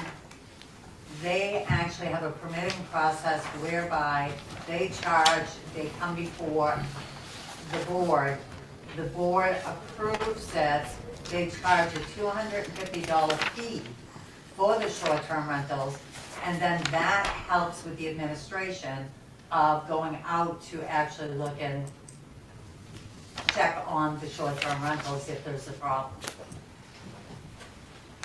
But I think there needs to be more to it than just, yes, we're going to allow short-term rentals. My name is Carol Proventil. And I tend to agree with you. The challenge here is that we are literally up against a deadline for getting any changes out to out for the March ballot. Right? So could we do like maybe a little committee or something, or come down and give you some? So yeah, I think like what Tom was suggesting, I think that would be great if we could have a working committee and maybe have a number of folks on both sides, right? But that is not going to get done before the next town vote. So I think I'm with Tom, and I don't know what the rest of the board thinks, but that we put forth to vote to essentially put it in the books. Again, the town has to vote on this. Town could vote it down, but to allow short-term rentals, to set a definition and to allow them, and then take a step back and spend some quality time on what is an appropriate, what are appropriate things that maybe we should be looking at for regulations. And again, balancing both the short-term rental owners and the folks that live in the neighborhood that have short-term rentals. What does that right there mean? No controlling definition. To me, this is a, yeah. Well, I just, So I wanted, that the means reason that why the I'm state- asking is the because sta- she just said Yep. she wanted to know a definition, and I was gonna read this little thing, because I have a definition. So, But I'm just wondering, what does no controlling definition so mean? my interpretation of this is at the state level, there is no controlling definition. So The they don't towns- have a definition. Well, they do, because I've called them and asked. Right, there's two different definitions. There's a definition that the DRA has, that it uses to define short-term rental relative to the 8.5% meals Yeah, tax. yep. And then there's another definition of it that follows under housing standards, where the housing standards is defined as short-term rental. So there's two different definitions. So, They're just very so that similar. I understand what it is, And Tom. can you just, Charlie, the thing you're looking, because I don't have, is that, who's the author of that? Who gave that presentation? Cordell Johnston. Yeah, so Cordell Johnson is a attorney who makes his living defending municipalities in court. Okay, so this is where this is coming from? So he is going to be all pro regulation so that he can earn money. So what I wanted to comment on, and is, Doug, you can throw all these regulations. I do, if I don't do them all, it's because I don't know of all of them, right? I'm not worried about myself. Mhm. What I am genuinely worried about is the town getting themselves in a situation where they're spending six figures defending themselves in court because they Oh, put some absolutely. regulations in that Yep. aren't legal. Yep. So I don't, I completely agree with that's you. really where right? There- Yep. I'm not personally, So, I mean, I like coming Yeah, here, but no. not that much. right. So you're right. So there are towns and or municipalities in the state of New Hampshire that have prohibited or have some strict regulations against short-term rentals. Portsmouth is one of those. Conway, or North Conway, I think Conway, tried to do something similar, and they're caught up in court, and they have spent a ton of money trying to defend their regulations, and I don't think they've been successful. So Tom, I agree, like, we need to be very careful about what we may or may not be looking to do. Yes? Northampton, we need, North Conway, we need to stop with that. That was something that had to do with the wording that they had put in the Mhm. zoning. Yep. Which was transient. And they did not, when they went to defend it, they did not defend it as part of transient, and that is why they lost the case. Yes. So they've Yes. since rewrote that, and they are now going back to court again. Okay. So we keep using that same one, but there's other towns, there's other states, there's other things that control short-term rentals. We can't always go by one town or one. No, agreed, Thing that's but going there on. are a number of court cases in a number of different I towns. understand that. And so we would need to be very careful, we would need our attorney to review anything that we might propose. And again, like, I'm hoping that we can have a good balance that will help both sides, right? To ensure that the short-term rental owner is totally aware of what the regulations should be or could be, and also that the people in those neighborhoods have some level of recourse should they need to use recourse. I will say that I like your comment about we should stop relying on We need to other stop towns, relying on because one. I say this a lot. We are Wakefield, we should do what Wakefield wants to do. Right, we have. What the people in this Yeah. town want to do. Yes. That's why I agree with you. I hate putting us into, well, Portsmouth I and like Hampton and all these people. No, Yep, this I is mean- Wakefield, we're by ourselves, we Right, can I mean, handle I it. like using the different towns because they do Obviously, they've had the legal challenges already, they've already written the language. Mhm. So, I mean, you don't need to use theirs, but it gives you an idea of what is Absolutely. legal Correct. going forward, Right. so that you can write it into your process. Right. But I think everybody's on the same level here. What we're looking for is some type of control, some type of protection for the resident. The short-term rental, they come and go, okay? But we still need some type of control over them. And right now, we have none. My neighbor is setting a fire that's 40 feet high in the air, and I'm going to bed at 11 o'clock, and I go over and tell them to put it out, and they don't put it out. The only recourse I've got is to call either that short-term rental owner or call the fire department. I can't do that every time. What would be the difference between that and somebody that owns the camp? As far as like a fire that they shouldn't be having? Yeah, Or you'd there's still no call the difference. authority. From that, for that example, there's. Yeah, I mean, it's usually a Well, you can private have a agreement. neighbor that owns a camp. that Well, does the usually same if thing. it's somebody that you know, that's your neighbor, that you've lived next to and you've been living next to, you can typically go over and talk to them and say, you know, I'm in bed, I don't want to see the flame above my house, but you got somebody who's there just for the weekend, they don't care. They're gonna do what they're gonna do and they're gonna leave. Well, those are the things that, you know, I understand. We're a tourist town, right? Yes, we are. So this attracts people to come to our town and be part of it. If we didn't have all these lakes and all these things, Yep. and again, like Tom says, he's one of the ones that do these things he thinks of all these things. I'll give him that, you know. I understand what you're saying. It's you know, I mean, I'm just live in a one of those guys. residential area. I do not want people every weekend in my space. I live in a residential area. I moved there for that very reason. I didn't move there to have a business next to me. Yeah, go ahead. Well, there's not much we can do, like you said, this year, we're gonna have a public hearing in December, if not December, I definitely understand. January, so. I understand. But let's do the right thing and at least get it, because you're not against them having it. You just want some kind of Should be regulation. controlled over. So I think Doug is correct, that we at least get it on the ballot so that we can at least see if the town wants to have it. We get it processed, and then like Tom said, we, maybe next year, we form a committee and see if what you wanna do to If we get both sides to hopefully get together and come up with some reasonable regulations, What do we do if it's voted down? well, so maybe we Then wait it isn't until- allowed. then it's not So allowed. then how do And you you can't enforce do it. all the ones that are already existing? You're not. Hey, That's what I'm saying. Yes, yes, sure, go ahead. I'm Pam, I'm from Lexington, Lexington Drive. I just want to kind of balance Carol's comment out. I don't own a rental. I used to own a rental. Maybe someday in the future I will.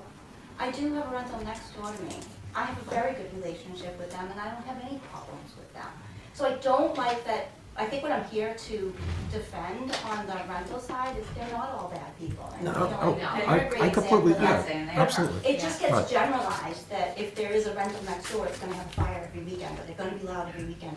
And we do have provisions already in the town rules, whether they're a rental or not, to take care of that. So that's the reason I came Yeah, today, was to right. defend that piece of it and not bucket everybody into the generalization. Yeah, of so rule I breakers. hope that's not the interpretation that you're getting, is that there are short-term rental owners that are doing a great job, right? And are There's always fit- gonna be a fit bad well- egg in the basket. Fit There well is. in There with the is. Whether you neighborhoods. want it or not, even if Yeah. you have these There's a few rules. bad eggs, and they're affecting a lot of other people. So that's the problem with regulations, Yeah. okay? The regulations are set up for 1% of the people that aren't doing the right thing. They provide a roadmap and a set of rules that everybody plays by, okay? And that's the problem. We've got 89 pages of regulations for zoning. They're all ultimately are going to affect not the people that are going to do the right thing, but those people that are trying to get away with something, or, you know, and that's always a problem.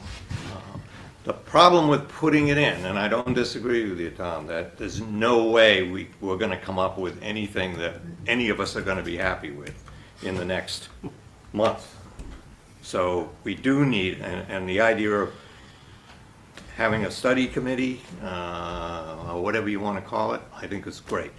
And all we should end up with is something that's easy to understand, that doesn't have a lot of legalese in it, that basically says, okay, here's a set of basic rules.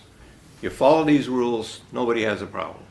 If the rules aren't followed, then the neighbors have some recourse, like some place to go. And I heard what you said, that, you know, that the rules are already there.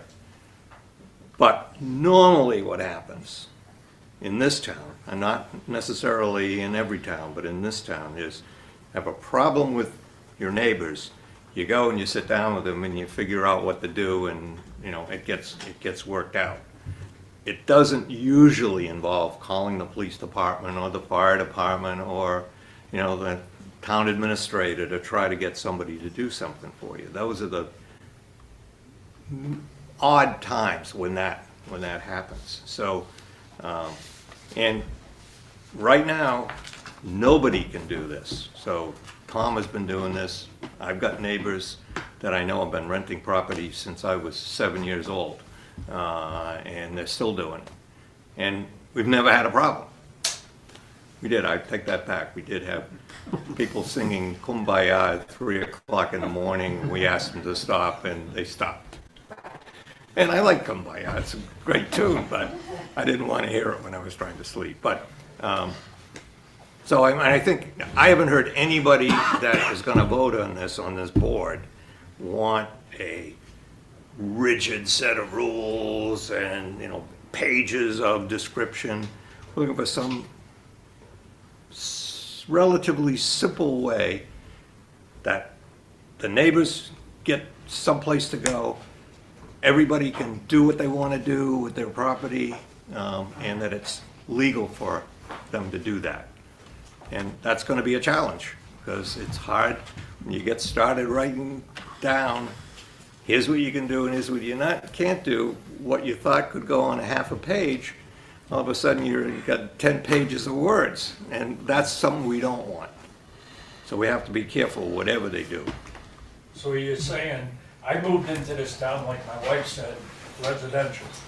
We didn't want, because I lived across the street from a business. We got away from it. And now people are buying the land, they're building houses, and they're turning them into rentals every weekend. So we have no say in anything. You're saying the residential people in here have no say.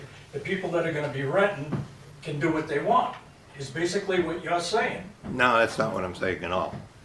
I'm saying that it's... We want rules for the rentals, so us as a residential person has a right to say something to the town saying, can we do something about this rental? Right, and that's And exactly you're saying what... nobody can go out and say anything to that person. I don't think that's what he said. No, but you kind of said that. Who's gonna go out and enforce this? Well, that's right. How do you enforce something? So who do we call to enforce something? There's no enforcement right now because there's no regulations for nothing. Correct. That's why we need to get it on get it on there so that we can make these suggestions that you're suggesting. Okay. That's what we're trying to do. Right now, you've got no control of I know we're not it. gonna do nothing now. No, but right now, we have no control of that. It's something that's been going on for decades, right? So you're never going to stop it. So the way you control it, or give it some kind of balance, is to get it on there, get it where it's a permitted use, And then next year, when we have time to be able to form this little committee, like Tom said, Yep. which is a great thing, I'll agree with that, and that we sit down and we balance. We try to come up with a solution, because I understand it. I would deal with it differently if it was my neighbor, okay, at 100%. But to be honest, you just can't go over there and have a bang, right? So we can't, but right now, you can't, there's nothing you can do. That's right. So we gotta do this to make the next step. Okay. And I agree with you. I wouldn't want somebody out there, and like everybody's saying, it's that 1% that always does it. It's always one bad person that makes everybody's life go miserable. And it's usually the same renter that rents it. Exactly, right? So Yep. you probably will never do that, Change it, but at least you'll have some thing where if the code officer is the guy that we do this, he'd be able to at least go out but I can't see him going out and how does he enforce it, right? I can come out and tell you that you can't go out in your backyard and I don't know, dig a hole, right? You're gonna tell me to scram. Well, that's what they're gonna do to him. So we need to be able to have something that's going to make that happen, right? Yep. Because if there's no consequences, that's stiff enough. I don't care if you give me $100 fine for anything, all right? Because $100 today is pennies, Yep. right? So, you know, there's got to be more planning to this. We can't just do this overnight. And this has just come up on board here in the last couple of months. Yeah. So bear with us and let us help, because we're all in agreement with you. But we're not. I will tell you that I'm not against it, 100%. I got a lot of friends that actually do it, but I just believe that you have rights as well as they do. Yep. 100%. So bear with us and maybe jump on that committee, because it's obviously you got good speech. Thank you. All right. Is there anyone else that has any comments or questions? Can I just, Yeah, sure. while we've been talking, I've been listening to you all. Quick word search Yep. through your zoning. The word transient only appears once for like recreational parks. But I do want to draw your attention to,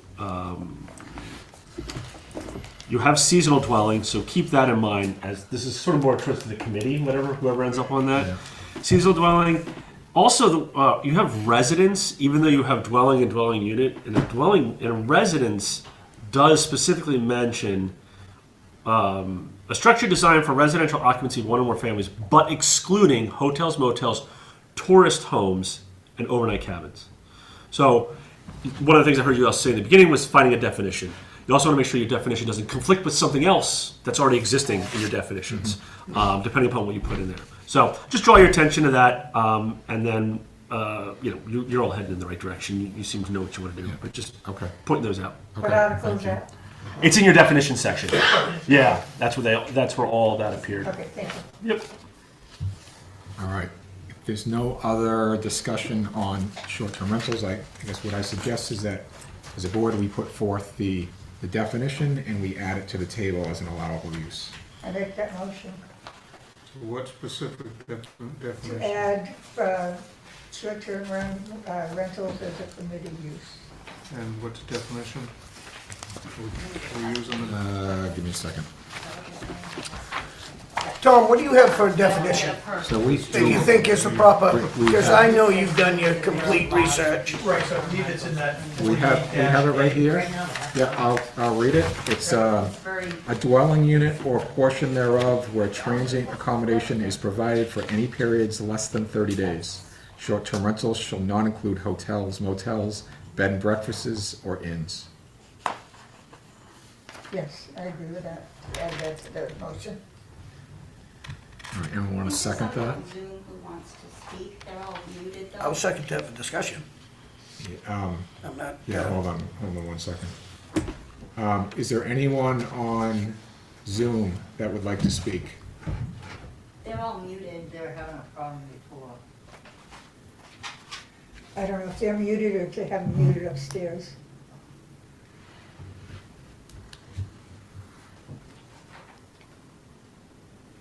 He's allowing for, or he's unmuting them, allowing them to unmute, I mean.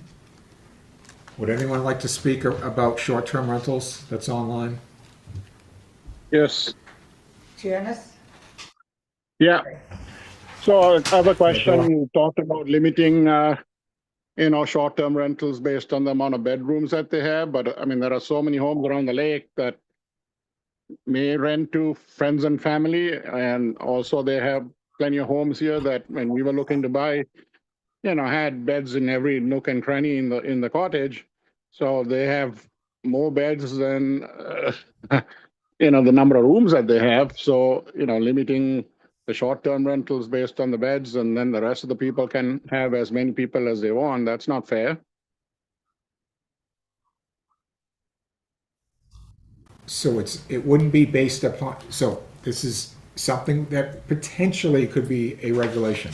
It wouldn't be based on beds, it would be based upon what the septic system that the dwelling is utilizing can handle, and how many Yeah, but then bedrooms there are that homes.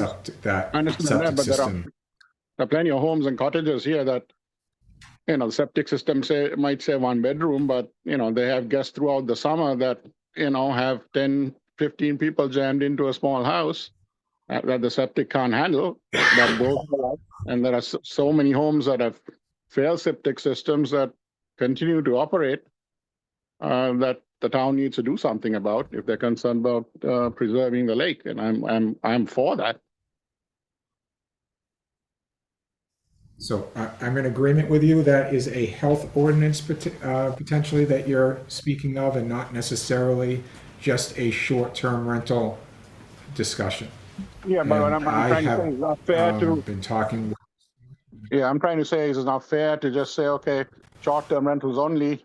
You're going to limit the occupancy based on the septic, design, when there are so many other homes that have plenty of guests, which are, there's only a handful of rentals on our lake, and there are more non-rentals that have plenty of guests over and more than what their septic design is capable of handling. So how do you justify limiting one set of people and not the others? It's not every weekend. It's not a business either. It's so potentially, right? Potentially, it's residential.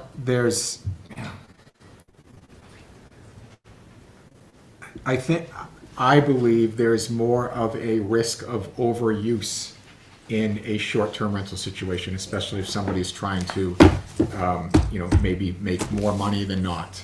I don't disagree that there's potentially regular non-rental properties that people have more than the number of guests that their septic can hold.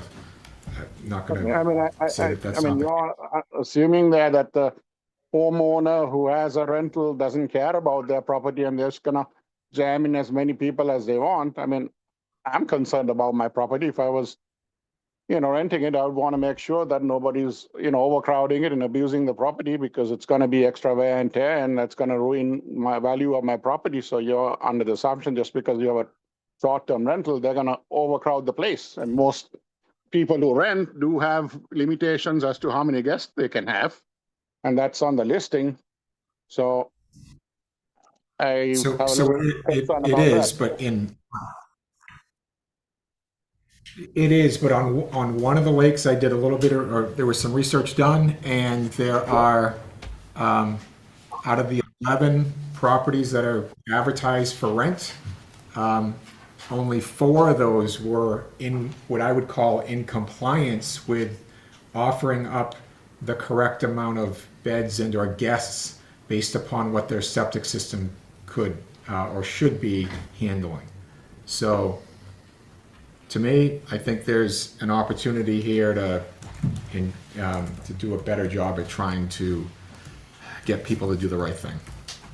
Yeah, I understand people should do the right thing, but then there are plenty of other homes in the same token that might not be renting it, but have, guests every weekend and have way more guests than the house could even, or the septic is designed for. So, I mean, then they get away with being able to do that, and then somebody else is not. And not all short-term renters are abusing that. I mean, they want to limit the guests to a reasonable number. So, I mean, I know there are a couple of homes that have put, bunk beds in every single space. That's their problem they're going to have to deal with when their septic fails. But, I think trying to limit that is not fair when you have other homes that, 80% of the population that are not rentals, they can have as many people as they want. And that's putting a stress on the system, but they get away with it. So not the same subject necessarily, because not short-term rentals specifically, but there are other towns in the state that have recently put in health ordinances to address septic systems within lake zones to help keep the lakes healthy. I recently went to the selectmen and talked about some examples of other towns that are doing that. And hopefully that is going to be a continued discussion with the selectmen, and maybe they would consider doing something about that. So not specifically short-term rentals, but more of, being concerned and maybe, my opinion, doing the right thing to make sure that our lakes stay as healthy as they can. Okay. So I hope that helps a little bit. If the homes have a septic system, what is the concern that the thing's going to leach into the lake? I mean, isn't that the reason you have a leach field and a septic system in the first place? Is to prevent that? It is, but there's likely septic systems that aren't functioning properly right now. Right. So those are the ones you need to go after. That are leaching into the lake. I mean, those are the ones you need to go after. There should be some regulation to go after the failed systems and not, after the people who have a properly functioning septic system. Correct. And there are health ordinances that other towns in the state have recently put in to help address those things. Okay, I just want, whatever regulations Yeah, a you couple other put, people I don't. fair to all and be applied to everybody, not just, renters out there. Correct. So I want to just comment on that because nobody's really said this tonight. And whether you call it a business or you don't call it a business, or whether you call it commercial or you don't call it commercial, if you own a piece of property and you use it and invite friends and family or whatever to come and enjoy it, that's not the same thing as renting rooms or renting the property. I don't care what you call it, and most people in this town would not say that renting is the same as using. And I think that's a dilemma. It's a problem for us to try to come up with something that works, because if I'm using my property, and I understand if you have a septic system and you put 20 people into it for a weekend, that you run the risk of having a problem down the road with the septic system.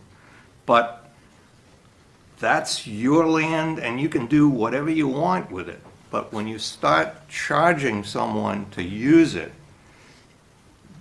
I think that's a different set of circumstances. So how do we define that, and how do we make sure that the neighborhood and the neighbors and the abutters are all protected, and their use of their own property isn't affected by something that's being done for a profit? And I've nothing opposed to profits. What I want to end up with is something that, one, makes it legal in all residential areas to use to do short-term rentals, because that's what the world is today. We can't change that. The world has changed. We can't say, oh, okay, well, everybody's doing short-term rentals everywhere, whether they're legal or not, and we're just going to ignore it. So we can't do that. But we also have to strike a balance. People should, if that's what the world is, they should have the right to do that within a set of easy to understand, simple rules. And that's going to be the dilemma, is to try and do that in a way that, you know, everybody feels like, oh, okay, they were heard at the end of the day. But it is a different set of circumstances, and I think most people would agree that renting it out is not the same as using it yourself. And so there is a difference, and zoning recognizes that all over the place. You have a piece of property, you want to do something on it, well, if it's in a residential property, you can't put, you know, an industrial building there. And so I don't see this as any different. But there is a difference between the two, and no one has put that on the table. And I think that's an important point, that it is different, and we have to deal with it. We can't say, well, if we're going to make short-term rental owners do this, then every other property in the town has to abide by the same rules. No, only if they decide that they're going to rent their property as well. There has to be a way to do it in a way that everybody can feel is fair. We just haven't gotten there yet. Julie has her hand up. Okay. Julie, go ahead. Hey, my name is Julie Barris. Julie? Yeah, can you hear me? Oop, can you hear me? Yes. Loud and clear. Okay. Yes. Loud. Julie Barris. I've had a home that I've rented out on Bellow Lake for, well, since 2018. So we've hosted many we also enjoy it with our 5 kids, 2 grandkids, about 10 dogs, whatever it is now. So we kind of do a mix of both. We can't always be up there. We live in Massachusetts. So, you know, but I just wanted to speak up. I've been on most of these meetings, and I've heard, you know, Tom, who's been amazing. Pam, thank you for sharing today. You did great. And Doug, you've been awesome, you know, just going through this whole process, because I know there's a lot of people that, you know, they take it seriously. We work with all of our guests, and we make sure that they know all the rules. And there's a couple of, you know, we can't vouch for every single guest 100%, but our neighbors know where to reach us. And whenever there's an issue, we're always up there, and we'll address it immediately. But, you know, I just want to say that, you know, most of the people that run short-term rentals are really, really good.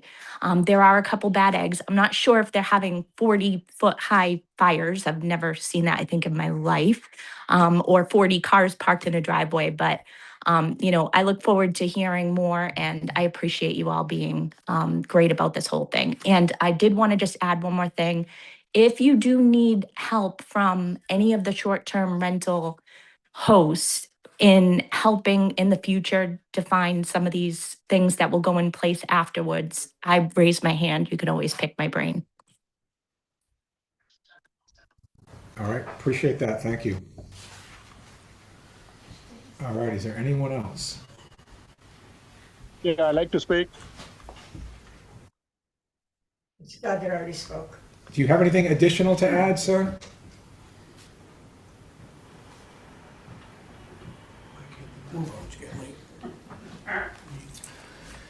Alyssa and Elena.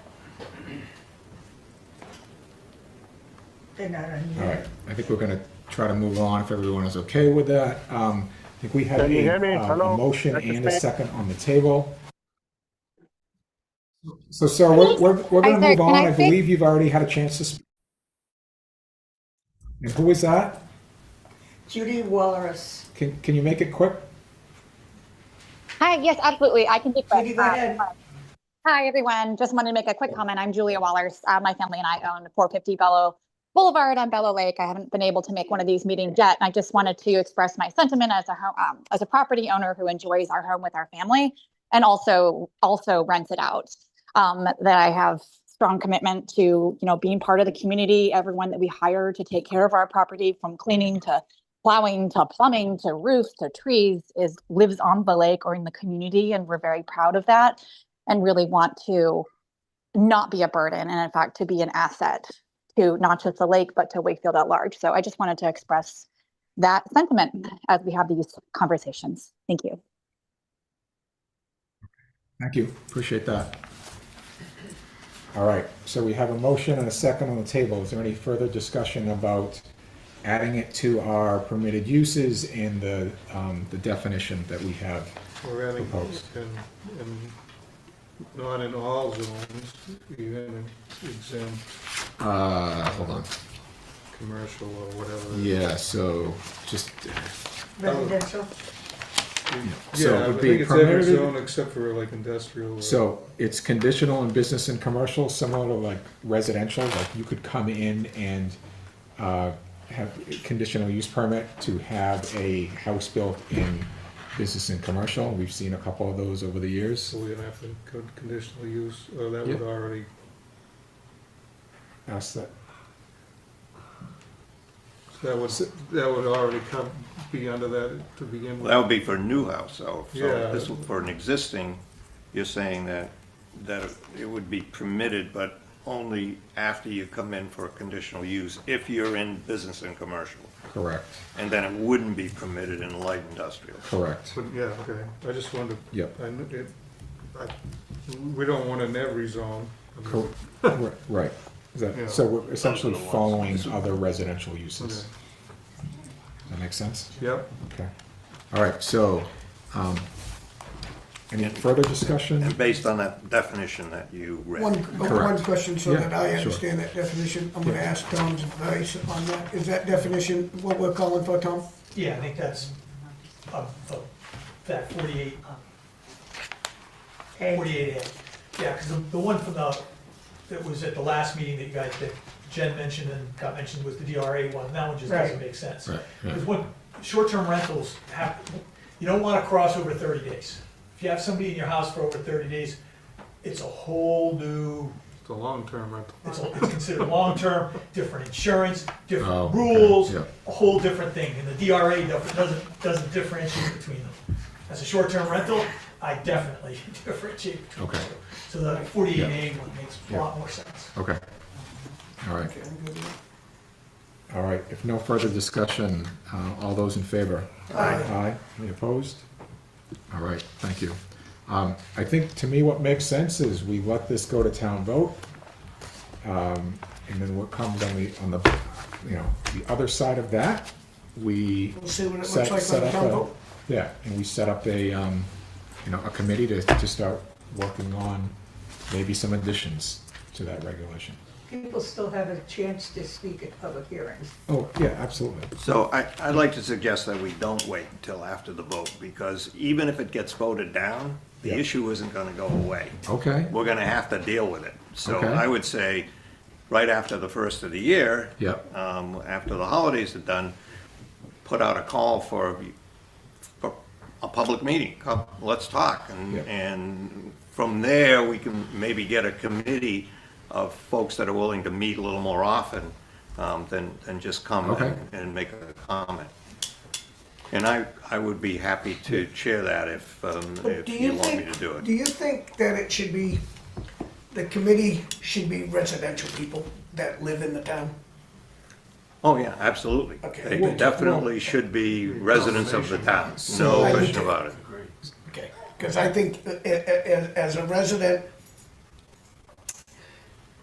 it's us that should be making Yeah, these decisions. We don't want to have the world come in. Well, I mean, Mrs. Bias, I understand, and I know these people, I know what, I understand, but I really think this is about the community, the people that live here that should be making these decisions. Well, Are you talking shouldn't about it summer be people or property just- owners as well as Yeah, property residents? owners, summer I mean, So- I think they should be able to speak by all means, but I think the ultimate thing should be, the people are sitting right here. These are the people that live here that should be making these decisions. I believe in our own, I don't wanna, and again, I don't wanna think that I'm Guilford or I'm Hampton. I think we're Wakefield and we can definitely make our own decisions and we can make this work. So are you saying, Charlie, that if someone is not a resident of the town, but owns property, then we shouldn't be listening to them, They their could only property shut down owners. for I rentals. don't It agree could with be a that. problem. I don't I'm agree not with saying that. that I don't listen. I'm just saying So- that when it comes to any, like, with this board, you can't live in Massachusetts and be on this board. No, but ultimately, the board, we're all residents, so we're the ones that are gonna vote And at the end of the for any day, changes. Yeah, and I don't mind people having something to say. Well, that's all I'm saying, invite But them if to we're gonna come. make a committee, I think these people, the people that are involved in it should be. Well, that's fine, I don't have a problem with that, but the process should be open to everyone, because I'm guessing that a good percentage of the people that do short-term rentals aren't permanent residents of the You have some people that are involved in renting their houses, short-term rental. You can get a better understanding of how Well, they. I don't think that how they shouldn't be able to speak. No, I should think you'd be on the committee, Yeah, because they can give you input on how they deal with it and how they do it right. And maybe talk them into and- not doing I what mean, they're doing. the other thing I guess to think about is whatever this committee does, whatever we do as a board, we're literally making suggestions to the town to say, this is what we think the town should consider to vote yes or no on. So it's not like if there was somebody on that committee that happened to own property that was not a resident of Wakefield, and they were contributing to the suggestions, they're not allowed to vote. They're not the ones voting ultimately. So I agree with Steve, like there could be some important information that folks that own property but don't happen to, live in town as a resident, they could provide some good guidance. There must be some kind of ratings system, I mean, you get recommendations when you rent your place, I mean. Oh, yeah. So obviously some of these people must be getting negative recommendations. You don't see too many of them. I mean, if you don't have a 4.5+ star rating, you're not renting your place. So You just, I would- nobody will rent it. There's So I enough would- competition that. Yeah. So I would I mean, think You're that, gonna rent it off of the website, you're gonna rent it on your own as opposed to Right, on you'd have to jump off. Airbnb or VRBO. Mhm. You'll just rent it under the table. Yep. And that's hard to do. I mean, I've been renting for a long time. Probably 30% of my rentals are repeat renters that aren't through Airbnb and VRBO. But, you gotta have, your place has to be right. It's gotta be rated high, or you're just not gonna rent on those so platforms. can the homeowners association or the lake association weigh in on can they weigh in on the ratings of the places in their neighborhood? They don't get that option. All you gotta do is rent it for a weekend yourself. Give them a 0, right? I think if you exclude them from the committee, you're not having a fair and balanced committee to put ideas forward for the I'm not, public to vote and on. let me correct that, I'm not saying that I eliminate them, but I want the decisions to be made by us, the people that live in this Right, community. I'm a homeowner and And live here I full want you time. to have as much say as you want, Right, right? and so I would have the voting power, but at least contributing to the committee. Correct. We I don't have a want problem these people with to them have- expressing themselves, by all means. That's not what I mean. I just want to make sure that we make the decision. I agree.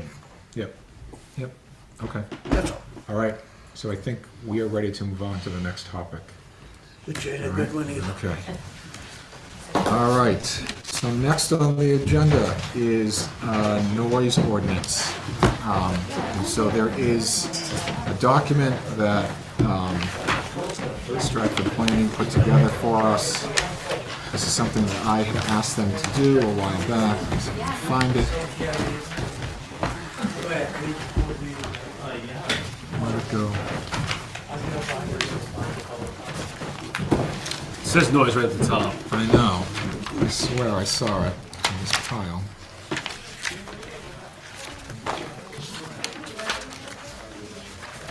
Yeah. Thank you. Sorry about that. All right.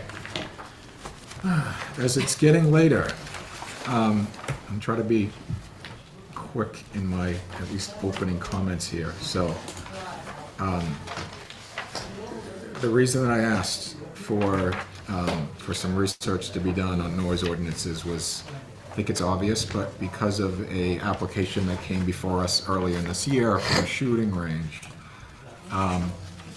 My opinion, if we had had a stronger quantitative, I hope I got that, I always get them mixed up, noise ordinance in our town, similar to other towns in New Hampshire, that applicant probably would not have come forth and probably would have looked at our ordinances and said, this is not gonna fit in this town.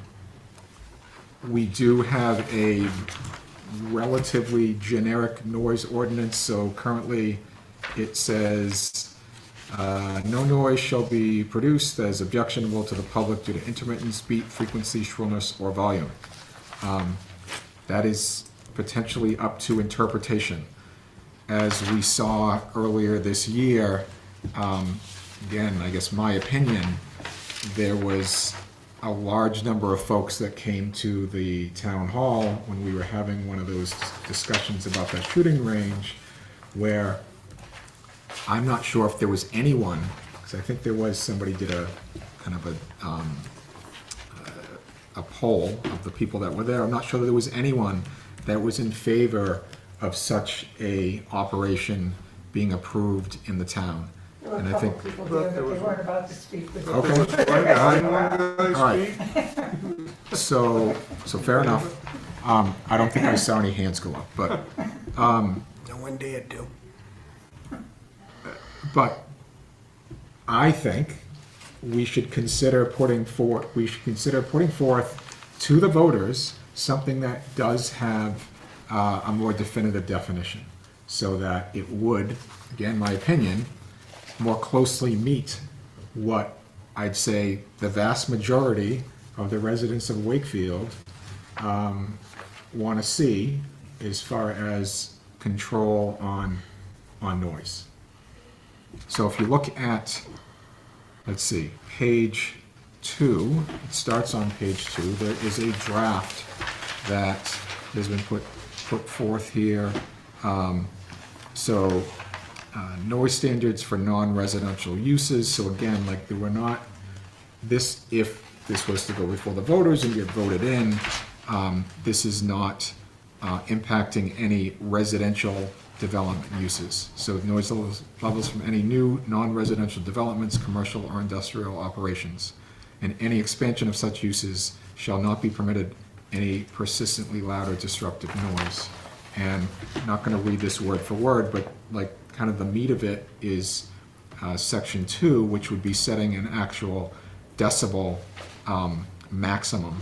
So for daytime it would be 60 decibels, for nighttime it would be 50. Just with you saying that, Yep. the lawnmower is at 85, 88, 94, so a lawnmower wouldn't be permitted with what you just said. If you are a resident on your residential property, this ordinance does not cover that. So yes, you could mow your lawn. Well, I'm just reading it. It says that we have now current 55 decimals is the high, and For small wind turbines. that's just for wind turbines? Just for wind turbines. Okay, so current Wakefield zoning is Yep. what I was reading, but I see that now. Yep. And a lawnmower is more than what that decimal is Right. at 55. Right. So this is talking about or what it's supposed to address is a commercial use of a property, and that at a property line, a maximum sound level may not exceed, but for no more than 10 minutes out of an hour, these limits of 60 during the daytime, which is 7 a.m. to 10 p.m., or nighttime 10 p.m. to 7 a.m., 50 decibels. Okay, so with those numbers, Yep. you couldn't, a working guy couldn't start at 7 o'clock. Would have to start at 7 in the construction field. So say you take an excavator and during the summer, it's nice So to this start is at not- 6 o'clock. Yeah, no, so I understand that. This is not. It's just for businesses then. It's for businesses. It's not like for development. It's not building a house. It's not building a garage. Okay. Right? It would be for, and maybe I'm generalizing here, but it would be for a permanent commercial use of a property. Where does it say that in here? So Understand. because it, for any non-residential developments, commercial or industrial So what operations. would be an example other than A shooting range? other than a Rock crushing, a motocross track, what else might there be? Some sort of manufacturing that might be outside. There's likely all kinds of things. I mean, I'll be honest, when I was sitting here a year ago, did I think that someone was gonna come forth and wanna put in what did you use the term, an Olympic size, I think that's what you called it, an Olympic size shooting range in Wakefield? Would I have thought about that? No, No, neither would I. right? And so, But you see what happened to that.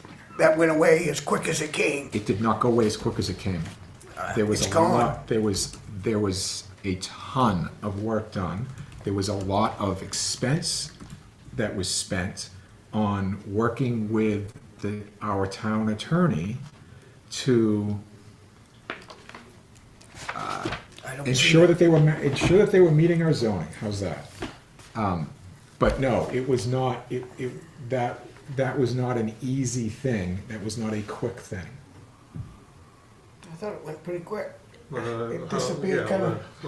If you were Disappeared the- quickly, there. but I'm there gonna was say. a, What happened in the background, yeah. What happened in the background? What the chair of the planning board did to handle that was not easy or quick. And based upon, again, like my interpretation of the public's, right, the residents, the voters' reaction to that, to me, points to we should consider putting forth to the voters something that would be more in tune to supporting the residential, quiet community atmosphere that we have in this town. And I think this would help that. I think it just has to be clear to the voters that this isn't using a lawnmower or anything like that. That this Sure. is for industrial or Mhm. commercial. Yep. so that I just had one comment on section 1. So it says, this section shall not apply Yep. to ordinary residential activities, agriculture, forestry. So Steve, you're all set. Well, the with state already chainsaws? passed that law. No problem. Logging is exempt from noise ordinances. Okay, well, anyway, Good. State we're passed gonna that. exempt you too. State passed that already. Emergency operations or alerts, unamplified human voices. It says power tools. I would say that should say equipment and power tools when used for the construction and maintenance of property. Because power tool in an excavator, you wouldn't say an excavator is a power tool, even if it is actually a tool that has power. With that, it basically says you can do everything that you're currently doing, except that if you're gonna put a business in town, we want to be sure that it's not gonna be so loud that people are gonna object to it, because once the business is there and we've approved it, based on our current ordinance, which says it can't be objectionable, what the heck does that mean? Could mean anything. This sets some limits, but only, and I agree with you, Priscilla, it needs to be clear to the voters that this is for businesses only. This is commercial, industrial activities. If you read this, it's not clear that it's just. Yeah, I mean, it Well, says what's It excluded. says noise standards for non-residential uses, and it then does go on to say what Dick just read off. So I agree, it needs, Yeah, if it this needs some was to go tightening up. forth, it needs to be clear. People That was need to certainly the understand. message we got from Yeah. a room full of people. Right. They were also trying to tell you that they could get the decibel level down at the property lines. So they had a if they had a target, they were gonna shoot for it. Their didn't- they their didn't target have- was 85. Yeah, Their target was, but if they How- had something written, they would have been shooting for that target. if they had something written that said no more than 60, they wouldn't be able to meet it. No, but And they couldn't have met the 10 minutes out of every hour. they couldn't met was it, they didn't meet what was there either, though, Well, so because it I was think all they- interpretation. Yeah. it was interpretation. So I guess what, I guess, how do I say this? What legal counsel suggested was, or, yeah, I guess suggested, was that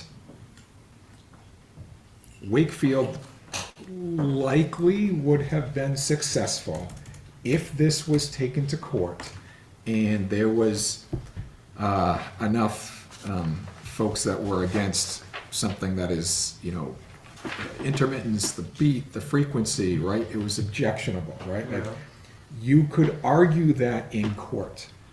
It would, there's a very likely chance that the court would have upheld Wakefield's ordinance and said, sure, we're not, that is objectionable, that is not reasonable, and therefore, it wouldn't be allowed. You would be able to, that the board, if wanted to, could reject that. But do we really want to do that? Do we really want to allow something to get so far that it gets taken to court and we're spending money when we saw at that hearing that I think people enjoy their peace and quiet? And so The board why? itself was talking about peace and quiet, so. That yeah. discussion was peace and quiet. Right, so again, like this would, in my opinion, this would help support that, and this would likely deter somebody from coming to town with something that could be considered objectionable. Because we now have something we now could have something that is measurable. And yeah, you're right, Steve, they had put forth some, I don't know, a study or something, I don't know if that's what it was called, I can't remember, but where they said, okay, if we can meet this standard. They were used to having a target to meet. Yeah, so, but their target was 85 decibels at the property line. 85 decibels is standing next to a lawnmower. I don't know if you remember that meeting, like, that day, I actually did that in my yard, I got a decibel meter, and I was standing, like, literally a foot from my lawnmower, trying to have a conversation with my wife to say, what is this like? We couldn't hear each other. We were yelling and couldn't hear each other. So, yeah, they were trying to meet something that they thought was gonna be good, but it wasn't, in my opinion, it was too loud. So if we can put something, if we can get the town, if the town wants to, and votes on putting something in place, like, that sort of operation likely wouldn't happen in town. There's a lot to this that I don't find necessary. So, like what? Yeah, well, it's, The planning board may limit the operating hours of commercial industrial. Are we gonna do that? Well, that's my point, is You wanna where does take- it stop? You wanna take know? that out? We could take that out. I don't think it needs I to think be you're in covered with the 10-minute. Yep. So take out number 5. well, if someone's coming in for an application, then you have some Yeah, leeway right, to sure, limit the sure. amount of time they can operate or at the level. Yeah. I don't know if number 6 is necessary, like any zoning violation could be Right. enforced, right? I agree with you. So why is it the code enforcement officer or the planning board? The planning would have to be before the. It would have to be the planning board setting. Okay, so- Because otherwise, unless they can meet, Yeah. they gotta So- put a site plan in. Yeah. So- We have the opportunity to set the limits. So cross out code enforcement officer. Well, you would get his opinion on it maybe. Yeah, but. Well, But not, but not- that's a given, I guess it doesn't have to be. Yeah. So what does that mean? When I'm reading this and it says may require the construction, installation of noise migration, mitigation, measure including landscape, berms, walls. I mean, does that say that there's a time that you can do landscaping and berms and walls? No.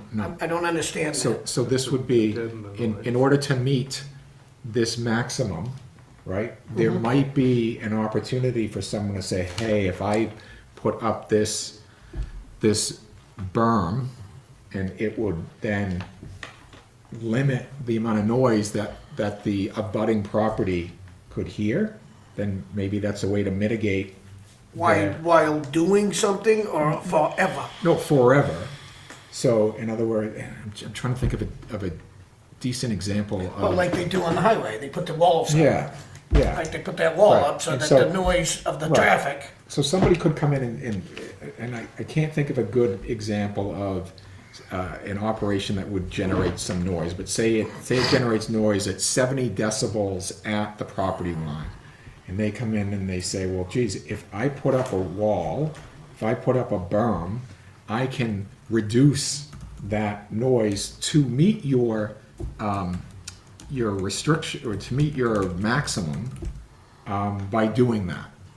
Okay, like that might be reasonable, right? Yeah. Does that make sense? Yeah, that would be reasonable for an application. Right. One concern, though, I mean, you talked about rock crushers or something. I mean, that's a temporary. Someone's got a operating gravel pit and they need to make material. That would be exempt. I don't know if it specifically spells that out. It's So still, that's not. I mean, Ossipee aggregates have been there for decades. no, but we have smaller pits in town, don't we? If they're there now and they're grandfathered, then yeah, then they're still allowed. This is from. Well, they're not, like he said, lots of time rock crushing is not an everyday thing. It's a temporary thing to pile up a reserve. Does it of spell it material. out good enough so that it's I think that, where does it stop? With these, we've been just fine for all these years, and we had one It was bad close. egg came in. It was but close. It wasn't close. It was There was close. no way that was coming through. It was no way to, You want to do some log splitting? log splitting? Or two examples where this would have helped the town. Oh, Over on Dearborn, yeah. right? Yeah, and that. Wasn't that also about noise? It was. No. No, that's beyond that, no. Well, I know it's beyond that, but that was a major point of the Correct, and he was in violation to begin with, so he had that was a violation rate to begin with, so that's not something that came upon. He was breaking the zoning law as it was. So, no, I wouldn't use that as an example, but my thought is, my thing is, I mean, not that this board is one that wants to continue, but where does it stop? I mean, next thing you know, somebody's gonna want a curfew, and you can't be out after 9 o'clock. that'd be good right now. I'm just saying, I get it, and I think that we're in pretty good shape. We're all pretty aware of what you want and what you don't. But you start making these rules, and it never ends. And I think we got a pretty good, like you said. What is the rule today? It's not that we don't have a noise ordinance. It's just vague. It's potentially hard to enforce. I kind It's- of agree with Charlie a little bit as far as, the more you put in here, the more loopholes you can find, or somebody could find. I don't mind the idea what you said. so You're I- kind of making it just a commercial thing when they come into the planning board and they want to have a commercial business. But I think that you have that, I'm not sure, but don't you have that authority already to set that regulation? No, you have that's nothing the- like that? no, we That's the don't. problem. I We think it's don't. important to have a noise ordinance. Yeah, we Can't don't. we So, simplify this and then just simply just say that any new? what does, it does say I that. mean, it says that, but from there's a any- lot of wording here for. For something simple, I mean. Any new application, any new site plan reviews? Or a change of use, somebody's doing something, and Yeah, then yeah. they decide, oh, I And think these I'll are the put a rock decibel- crusher in that operates 24 hours a day. Yeah, Yeah. year round, I mean, Yeah, I I came mean, in here 10 years ago, I wanted to do this, and I want to bring it up again, it probably doesn't apply at that point, but still, I just, the more wording, the more they can look for loopholes. I think. so what can we remove that still, I mean, basically what we're saying is, if you come in for a site plan, site plan or for a change of use, a site plan for a change of use, then, For long-term, which would be. right, which would be for the self-evident. actual operation, not the construction. Right. And it doesn't apply to any residential property, it's only. It doesn't apply to any temporary, like rock Temporary crushing use. in an existing Right. pit or. Right, exactly. So how can we, I mean, I like the idea of having these numbers. So how about, noise levels from any new permanent, non-residential developments, commercial or industrial operations? Permanent help, Yes. Yes, As long as it says new, not. new permanent, existing. right. New, okay. So that's right up in the beginning, right? Yeah, yeah.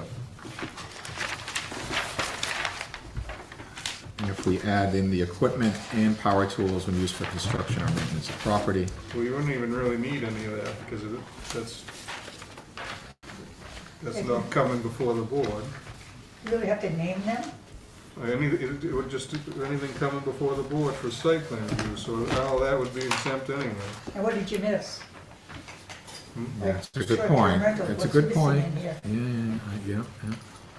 I mean, there's a whole list of things. but So I think we something that's do not- want to make sure that people understand this doesn't, that it's very clear that it doesn't apply to residential Right. property. Because the first thing you thought of is mowing your lawn, or one of you mowing, oh, I won't be able to mow my lawn because the Well, it decibel. wouldn't meet your standard. Right, Yeah. so if you put in right in the beginning, Laura, is that where you were gonna add that? Noise standards for commercial and industrial, Applications, new applications, or something like that. commercial and industrial applications, right? Because those are the only ones that we're gonna review. Yeah, Yeah. Rather than say non-residential. Okay, so noise standards for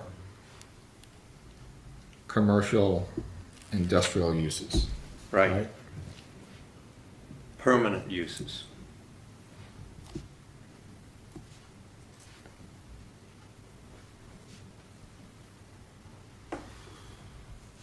you'll get people calling though for stuff that's Yeah, already people will think, well, existing. why isn't that applied to my neighbor who uses his chainsaw? Yeah, or whatever. 24/7. Or the gravel pit that's been there or something. I think the new is important. Yeah, yeah. So what about this section 1? Does that then go away? Basically.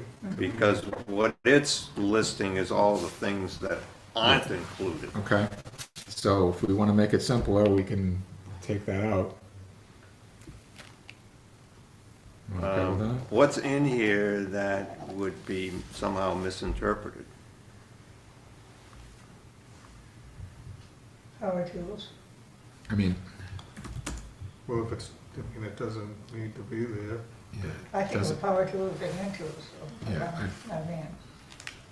I'm just thinking. Because of if recommend- something's not listed specifically, then somebody will say, well, that's not Yeah. listed. Exactly, that's what my point I think we're better What's off to not take, listed? I think we're better off to take it out. Yeah, I agree. You I start agree. listing everything, and then if you miss one, then, Yeah. oh, I can do that. So then there would just be the noise levels, so setting the noise levels, 60 and 50 decibels. Right. How it would be measured, and I think that's important, right? Agreed. Agreed. And then, Well, how is it measured? so measured at the property line of an abutting parcel with sound level meter, like sets the standards. So these American National Standards are, they're a written set of It's like a fire, like the building code. Yeah. That's what it's like. And everybody knows what those are, so not everybody, I mean, obviously, Yeah. we don't know what they are because that's not our business, but Yeah, that's fine for new businesses, it's just something that they'll have to. yeah, they're gonna have to deal with prove. that. And they should have to deal with that if they're gonna make a lot of noise. Yeah, that's, we'll find a way to mitigate it. Yeah, and then that next section is talking about potential mitigation strategies, Which they would just have to prove. yeah, right. And that's not unusual, we typically have those throughout the zoning, that the planning board has a right to add conditions, Yeah, et cetera. yeah. So, but stating it specifically, I think is good, because this is, so it's pretty simple at this point, right? It's like, Now it's 60, is that a standard? Where did you- So there are other towns that it's varied, like some of them are as low as 50, some are 60 to I 70. thought 60 seemed low, actually, but maybe not, I don't know. Well, it seems low when your lawnmower is 88, so I that guess seems it's, low to me. it's more the constant, not the, Yeah. no, like something that was gonna be And- constant all day long. And I mean, the way I like to think about it is your neighbor mows their lawn, maybe it's taking them an hour. If it's a huge lawn, maybe it's a couple hours once a week, maybe. Yeah, it's not Right? every It's day, not, all day. it's not 8 hours a day. No, I Or- understand. so, And like, that- there's and a, that- there's a that's okay. difference, And they're right? not in one spot, they're moving around. Yeah. Well, yeah, hopefully. All right, so based upon the changes that we made, thoughts on whether I amend this and send this out to probably send it to you to send out to Steve, our attorney, to review. What do folks think about that? yep, Yep. Yeah. Do we need to vote on this? Just send it. well, I don't think we have anything to vote on at this point, though, do we? No. I mean, No, just send it out, see So- what it comes back at. what's the deadline to get this on the I ballot? thought this was gonna be for 2027. So what Jen had suggested, if we can get something to Steve this week, it could still be included. Oh. So I can get you something tomorrow morning, we get it to Steve tomorrow. Okay, Are you working tomorrow? a half a day, Okay. Till, noon. okay. All right. No, so it will be literally, I'll send you an email, if you could just forward it to Steve, that's it. Okay. Yeah. And he'll kick something back with the wording for the ballot, and Yes. we still have we voted on putting all of these on the ballot? No. No, so that's the next thing on the agenda. So why don't we just take a vote on that, just in case? Anyone care to make a motion that we adjust the draft noise ordinance and send it to town attorney for review? So moved. Want to second that? I'll second it. All right. Any further discussion? All those in favor?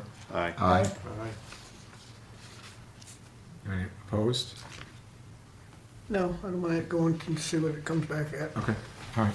Did you oppose? What's that? Did No. you- Oh, okay. I'll see what it comes back at. Okay. All right, so next, and God, I think this is gonna be quick. So the zoning amendment draft, there was, the last discussion we had, Jen,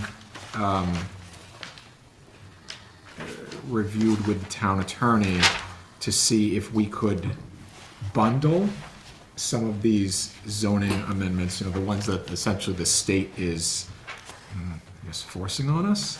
And so we're able to bundle some of them based upon the type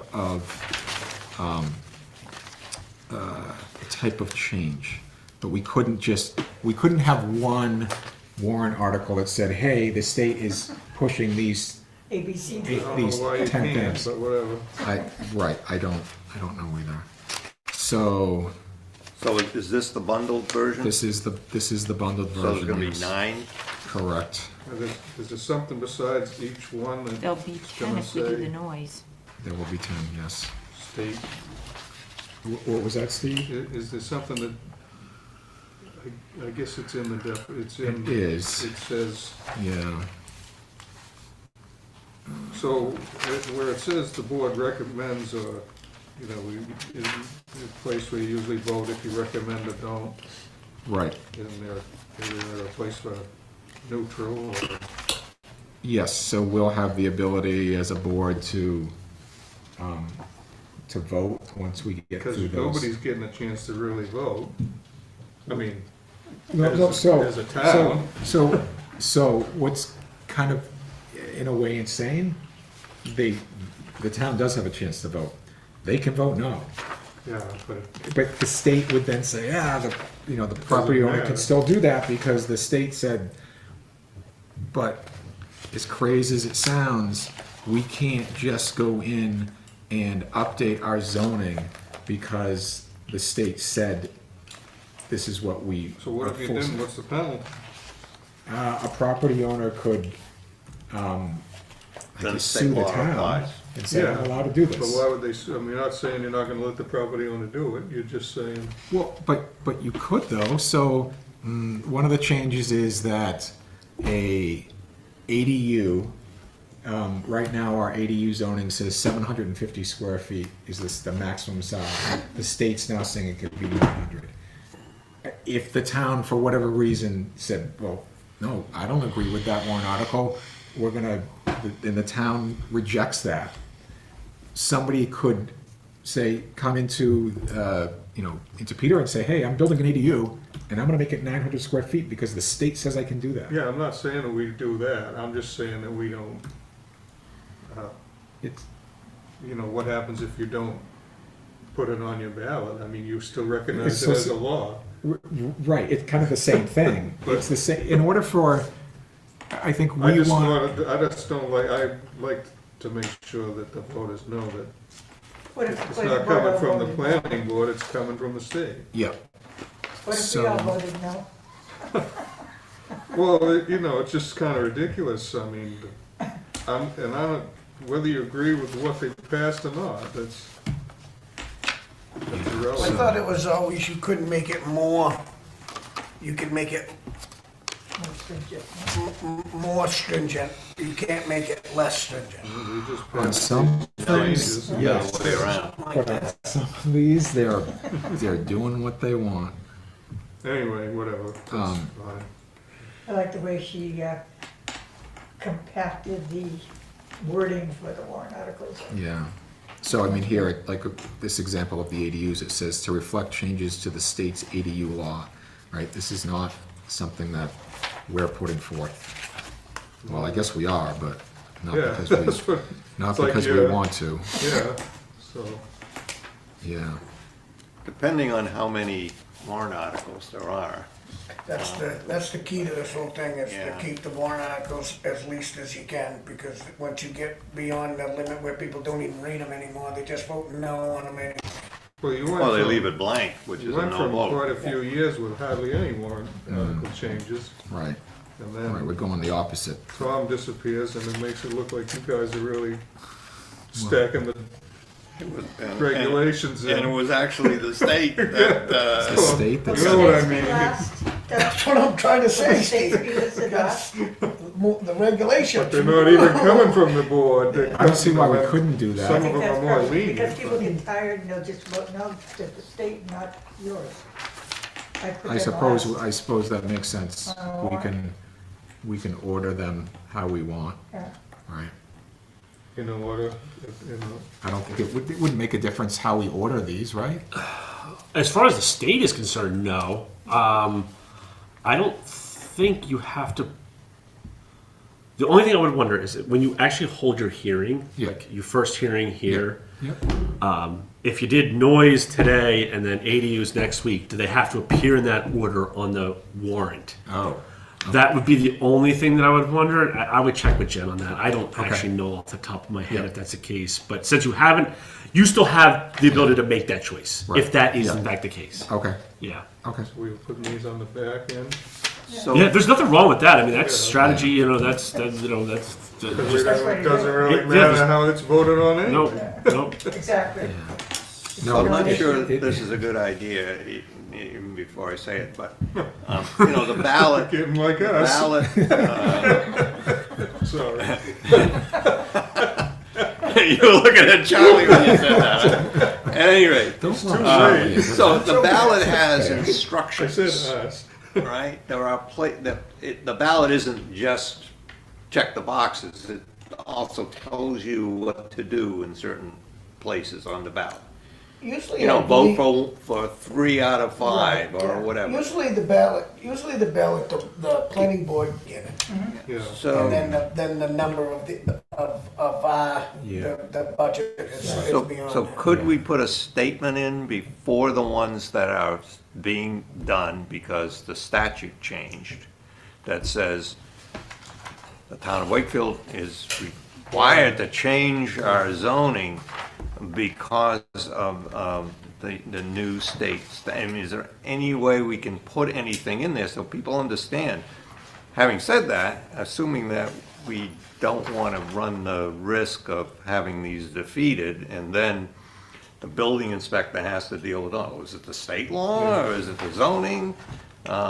Well, I think even if it got defeated, it still has to be followed by the state. No, I understand that, So but it just that's why, to confuses me, the it's- issue. It's 6 to 1, half dozen, doesn't even make sense to have it on there. You People just might follow vote the it rules. down simply because the state is telling us Yeah, to do it. exactly. So maybe that's a bad The money idea. articles, DRA decides whether or not you can put certain wording in. I just, planning board articles, I don't know. I think. Well, they were gonna be right in the beginning, so hey, we put them in and people vote them down, then we deal with it. I don't know if you can do it on the warrant. I would check with your clerk. Yeah, or whoever I think it's a prepares bad that. idea. Yeah. But these, like this sort put a of state- this sort of guide here, Yeah. you could do that. I think this is sort of like you don't have an obligation to do something like this, Yeah. right? But you could and be helpful. Right, yeah. So you could add that statement if you wanted to. I just don't know if you could do it on the warrant. Yeah, no, You know? I agree. I think it's a bad idea anyway. Put it on the website or something. Yeah. can't you? Oh, yeah. First, how many of them there are. Or You could have them available for the public hearing too. Yeah. Yeah. All right, so what do we have to do with these, Doug, now that we've Of course, the warrant's posted. way past my bedtime? Yeah. So, I mean, honestly, for this, nothing. This has been. We don't have to do amended. anything with No. No. we don't have to vote to send this has already been done. Correct. Okay, Correct. all right. All right. Let's see. There was maybe this is a little bit late, but correspondence from Chris to Haim on short-term rentals. Is this what this is here? No, that, Carol Provincial brought that in Okay. tonight. There is an email in your packet from Chris Duhane. Okay. Maybe something to consider when and if we put a committee together. And it was in just, yeah. All right, thank you.